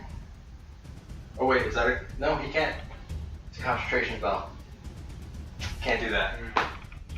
Did you just waste something? No, I didn't. I will do, however, because you're being such a Weisenheimer, I will do chromatic orb. Okay, so you see kind of this orb of energy appear in front of him as he calls forth divine purple magic energy, and we are going to leave it to the dice to see what sort of damage it does. So let's do. Is there any way I can dexterity save this? Huh? Can I dexterity save this and leap out of the way? No, it's just an instantaneous spell. Dang No, it. it is a spell range attack. So I do have to hit you. So what you're saying is I can do it. No, it's not a dexterity save. Aww. It's just a regular spell. What's your armor class? 17. 17. He does hit you. So you get hit. Thank goodness for uncanny dodge. I'm gonna say with cold damage. Aw. 3d8. So let's do that. Wow. 8 and 8. And 1. So you take a total of 17 points of cold damage as this this purple orb appears in front of him, and then you just frost, ice cold frost starts to collect over your skin and your body as you take 17 points of cold damage. Would I technically take 8 or 9 because I have uncanny dodge, which halves attacks? You would take 8. 8? Okay. Uncanny dodge. Yeah. Yeah, no kidding. Okay, so that's a first level spell. Get rid of that. Yeah, I know. Don't worry, I have sorcery points still. I'll be sure to take care of it. Take those off and use them. You can use them on me. No. He likes you exactly where you are. Oh yeah, well when I come down there to beat his ass. I know. It's not going to be good for him. Alright, so that is going to end his turn. Talvis, you're up. Okay, I'm going to send a guiding bolt at first level his way. So I'll be that ranged spell attack. 17. Just misses. Okay. So, is that a spell slot or a cantrip? That's first level spell First slot. level, okay. Yeah. So unfortunately, you raise your hands up, you call forth the divine energy, and you just shoot wide. Is that gonna end your turn? Yes. Terra, high hill, you're up.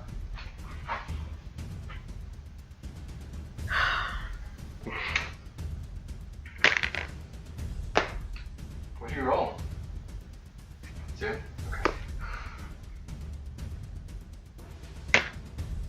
Finally, natural 19. 19, alright, that does hit. So go ahead and roll damage. Thank God, not a lot of math. All right. 4 So 2 points. plus 5 plus 1, 8 total. Gotcha. Math, people. It's a burden and a blessing. So you miss with your first dagger, but your second dagger does cut in and gouge just a little bit. Concentration check. Thank you, sir. You're welcome.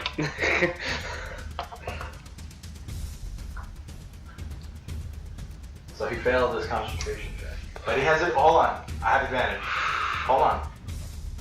I have advantage because I'm a warcaster. So Yes. I rolled the same exact thing. So he fails his concentration check. Now you guys feel kind of gravity grab you once again and pull you down towards the ground. You are going to take some damage though. Barag's favorite kind of damage. I need 6 more d6, please. If anybody has it. I got 4 right here. And I have 2 here. Yeah. Alright. Let's do this thing. The symbols are 6s, Let's light just so this- you know. yeah. Just light this candle. Wow. Wow. Well. Wow. Go ahead. Stop, let's not start on Yeah. that. We finally ended it for a while. Now it's back. So you guys take 35 points of bludgeoning damage as both you and Talvis come crashing back down to the ground.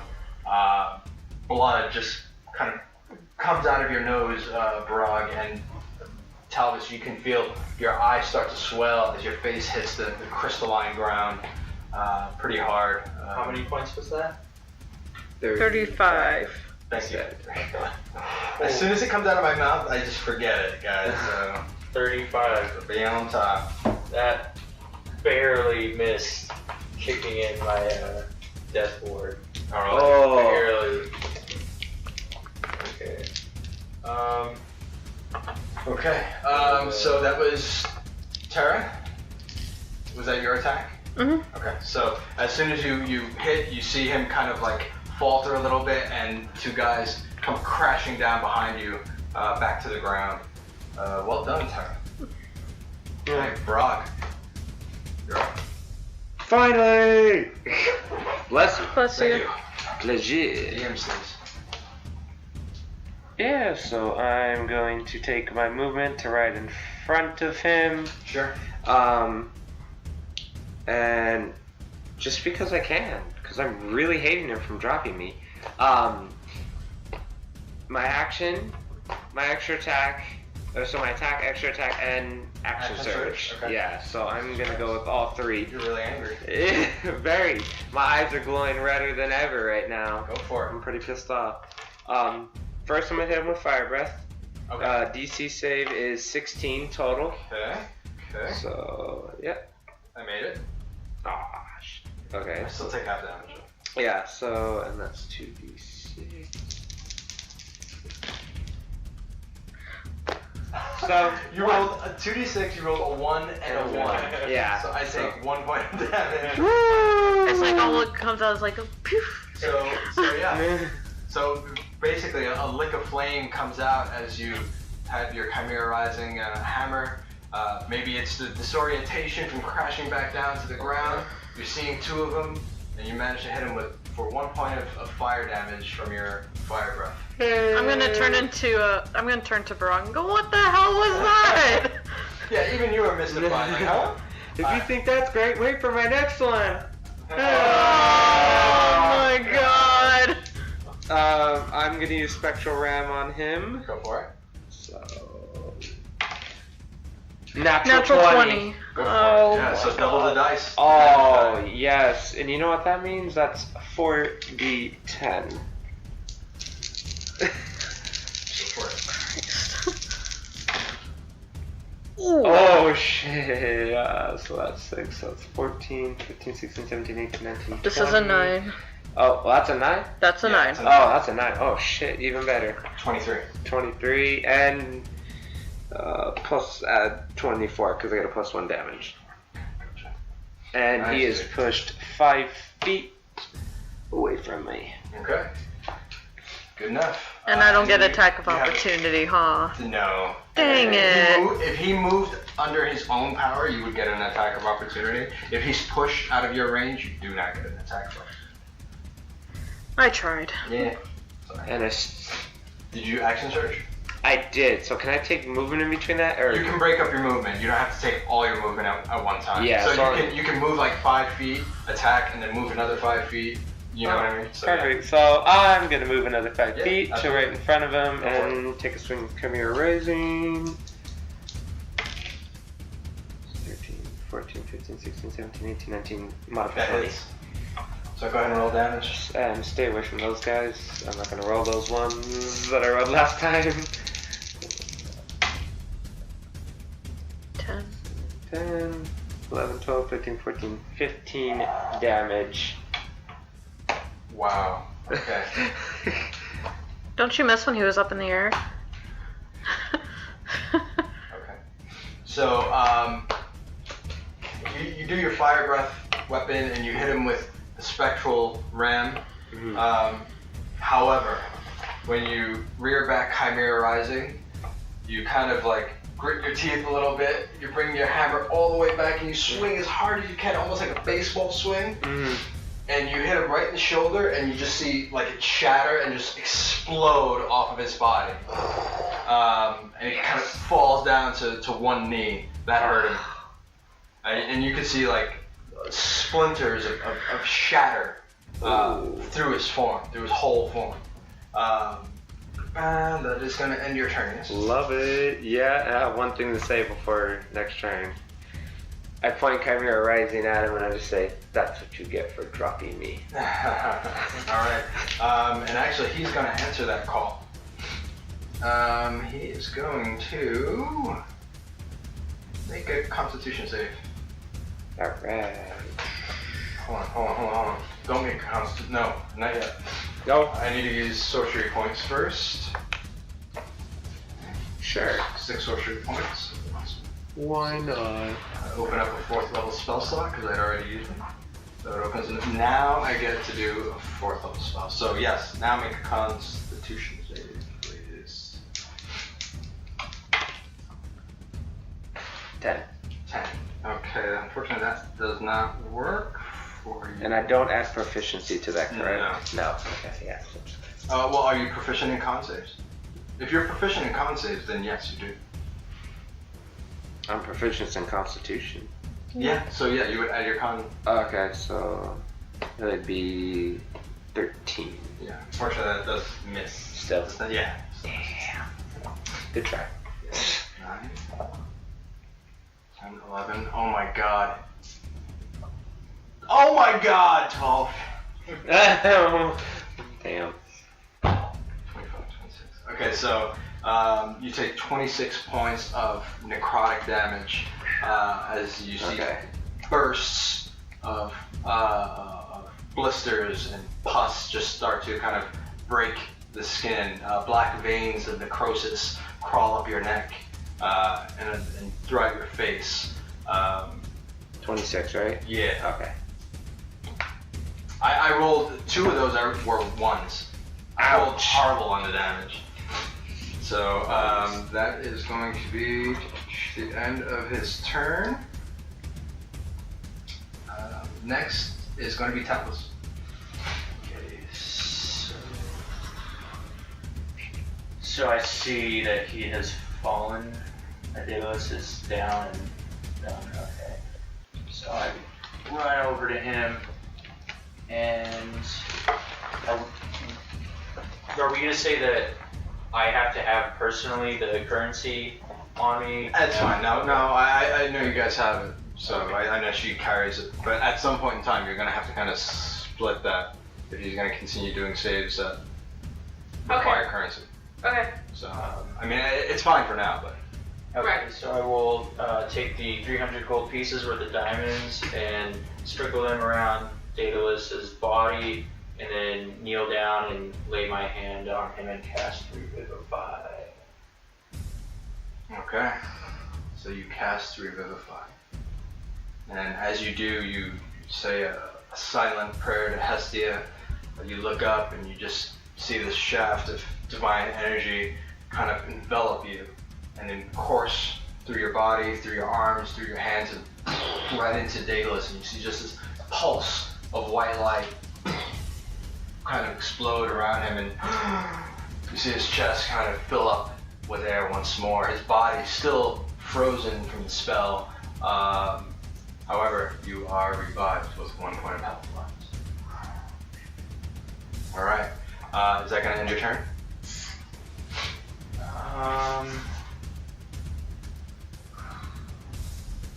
Yes, it is. Yes. Okay. Talvis is done. Terra? What'd you roll? 17. Natural? Nope. Modified? Modified. Okay. So unfortunately, this is Modified 20. modified 20 does hit, so go ahead and roll damage. So roll your piercing damage first. And I have sneak attack finally. You finally have sneak attack damage, so go ahead and roll the sneak attack damage and the piercing damage, and that's going to be... I wish I had assassinate, because then I could double everything. Yeah. Instead I get these 2 puny freaking dice. My goodness. You're angry. I am angry. I'm not happy about this crap. Okay, so What'd you roll? 4 for the piercing, So 2. Okay. 2, and then 9, 10, 11, 12, 13, 14, 15, 15 total. So 15 total. 15 total. Gotcha. Alright. Alright. Suck it. Is that gonna end your turn? Yes. Alright.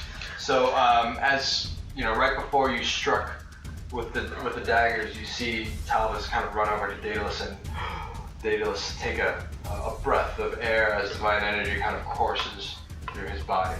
I'm gonna give a thumbs up to Talvis. I'm just gonna turn around and go. Yeah, no shit. Alright. Barag. You see your friend is back to the land of the living. Yes. So go for it. Okay, so first thing I'm gonna do, of course, is I'm going to attack him. Go for it. Just with Chimera Rising, Sure. since I've exhausted my other options already. 13, so no. That's a mess. Yeah. You get an extra attack, so go and roll second attack. Natural 18. That's a hit. Yeah. So go ahead and roll damage. Avoid those ones extra.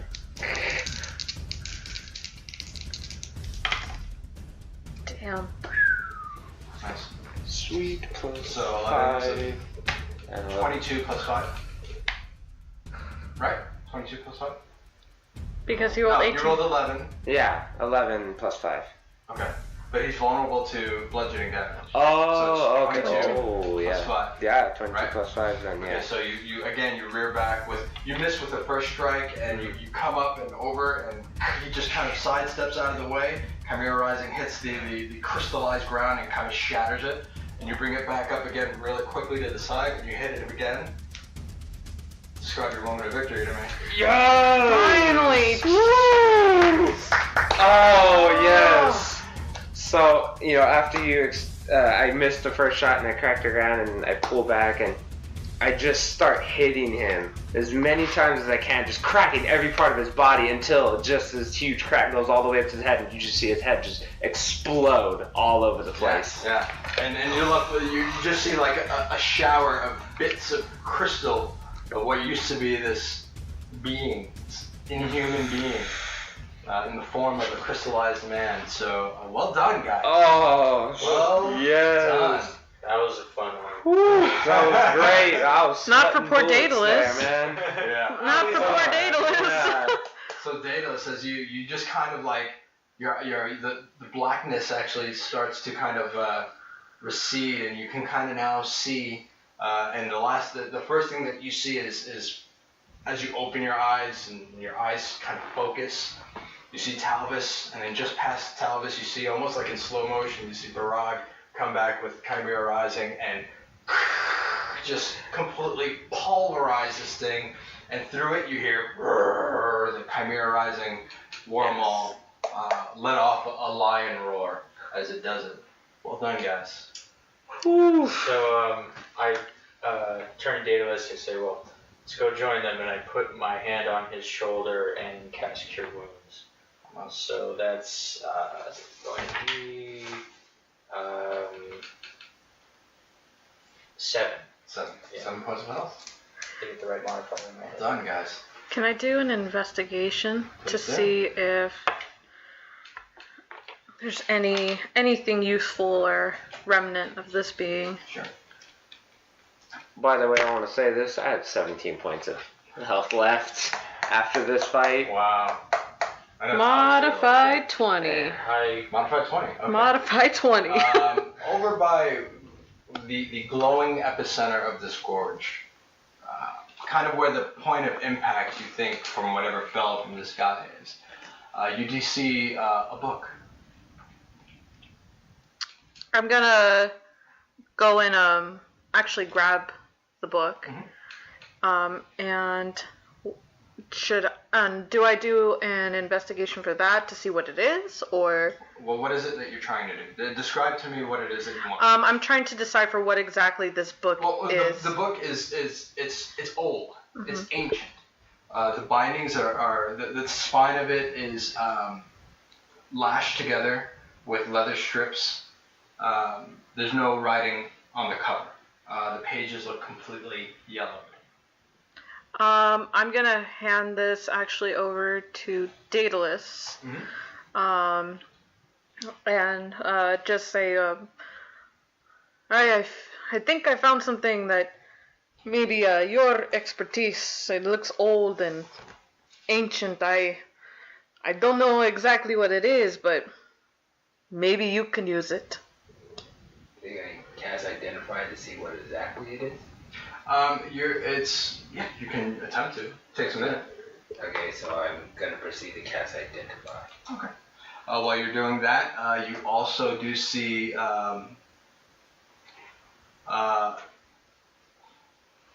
it looks like there is a large piece of stone that is underneath the crystal. There's shards of crystal that are broken off from the main piece. One of them is big enough, you think, about dagger size. I'm gonna grab that and put that in my what is it? The Heward sack, I think it is. Yeah.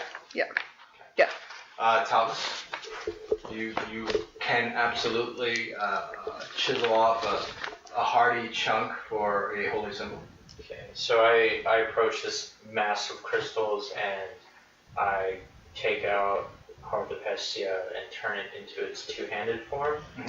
And I just haul back and just take a side swipe as hard as I can with it in order to break off my new holy symbol. Sure. And you do that. It's probably about the size of, I hate to use a real world description, but about the size of a football. And it's going to have to be chiseled and whittled down to about the size of a holy symbol. So there's plenty of material. Okay. I know. I see it. I haven't forgotten. There is plenty to sample. It's not large chunks and it's not large pieces, slivers, but there are still pieces of this stone, this crystal. Sweet. So would you like to gather some?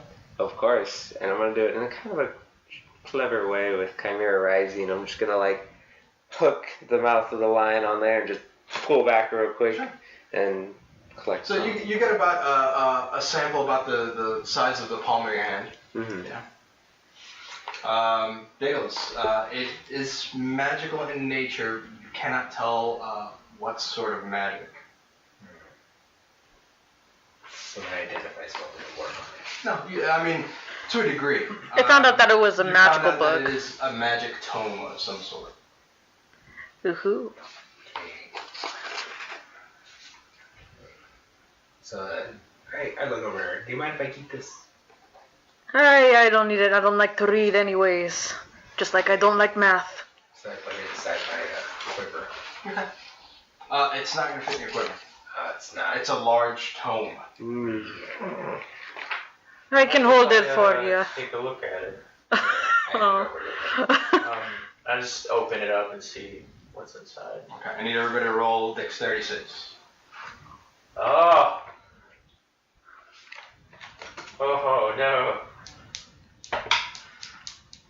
17. Wow. Hold up. 16. Modified 19. Okay, hold on. Everybody's throwing stuff at me. So 18 is the number to beat. Okay. 17. Modified 19. You made it. 16. You did not make it. 6. You did not make it. Okay, so Half damage though. you do take half damage, Joe. Yay. So as you say, let me take a look at it, and you open it up.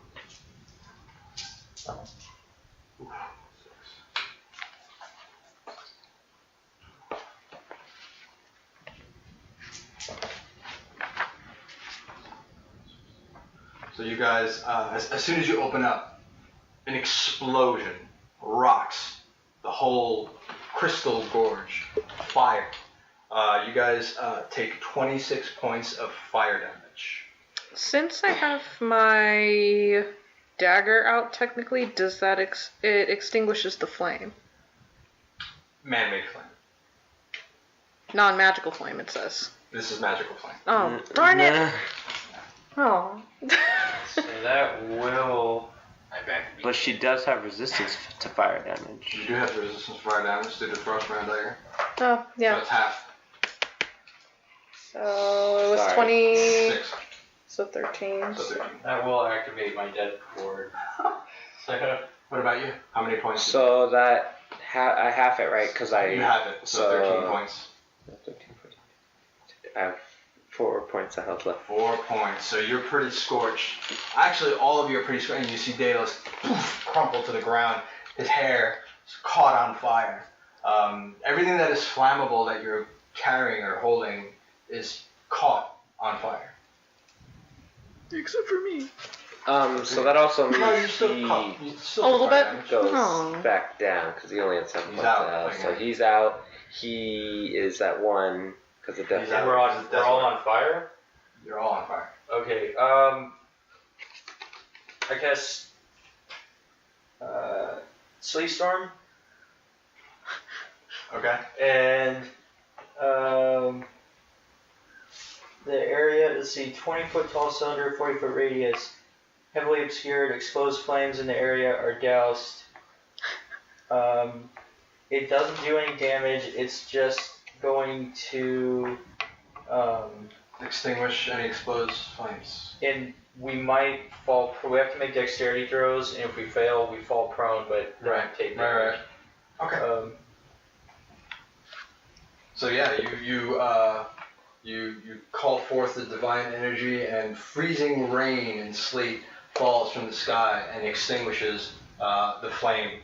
But you guys do have to make dexterity saves. What's your save DC? 15. 15 is the number to beat. Plus 9. I have to roll a 22. save against myself. You do. 16. You made it. Yeah. Critical fail. Oh! Ouch. Hold on. Is it a 1? Yeah. Yeah, it is one. Reroll that, sir. Oh, She has that luck, that stupid luck. Saved me multiple Bounty times. for luck. I know, dude. Like 3 times this game. 7. Yeah. Aww. So you fall prone. So you create this sheet of ice. It's hard to differentiate because the ground is made of crystal. But but between the rain and the sleet and the sheet of ice, Terra, you definitely managed to kind of keep up and balance. Barag, you start to slip and then you bang Chimera rising down on the ground and you just kind of brace yourself. And Talvis falls kind of flat on his back. I picture you slowly sliding down toward the middle of the gorge. Like in a very Charlie Brown fashion, like, you know what I mean? Eyebrows gone and actually Daedalus' body is actually following right after you. Okay, so the flames are doused at this point. Flames are doused at this point. Yeah. So I'm going to drop that is a concentration spell, so I'm going to drop the concentration on that spell so it stops. Boy.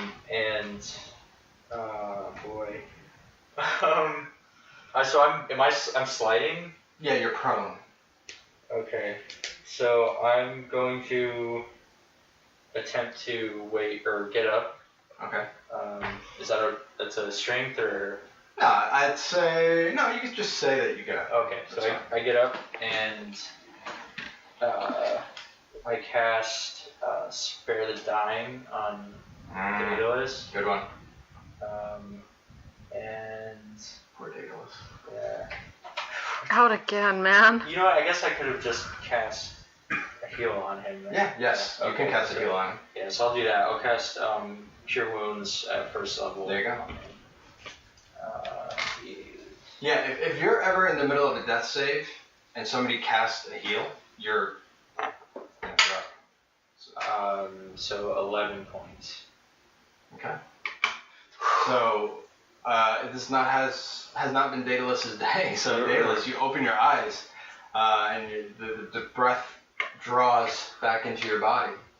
No, wait. Death save, right? Yeah, no, that's right.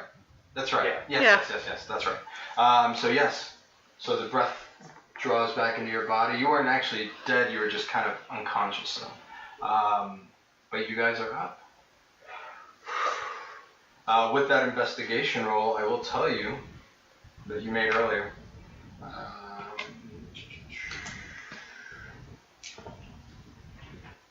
Wow. Don't. I didn't even mean it like that. I want to. So you find 1,210 gold pieces. Wow, yes. Nice. Woo. Oh, good lord, how the hell? I snatch it and just run in the other direction. I don't think so. You're all the way over here, sir. You slid.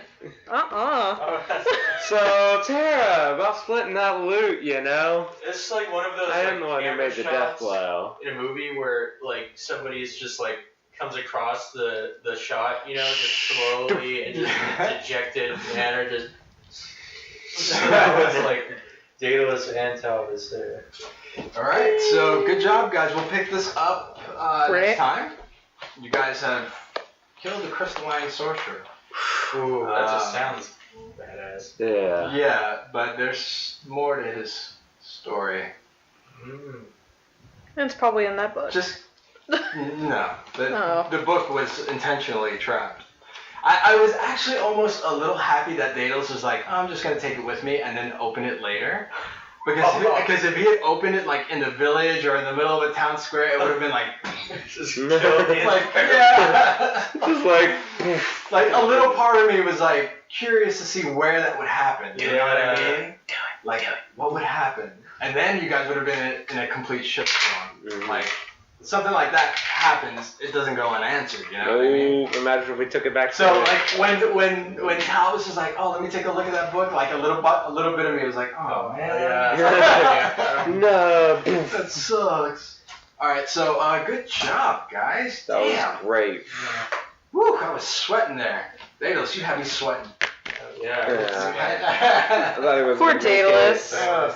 This is a poor Daedalus episode. Only a new character. Oh man. All right, guys. This was episode 13. I hope you guys enjoyed it. We enjoyed playing. I hope you guys enjoyed listening.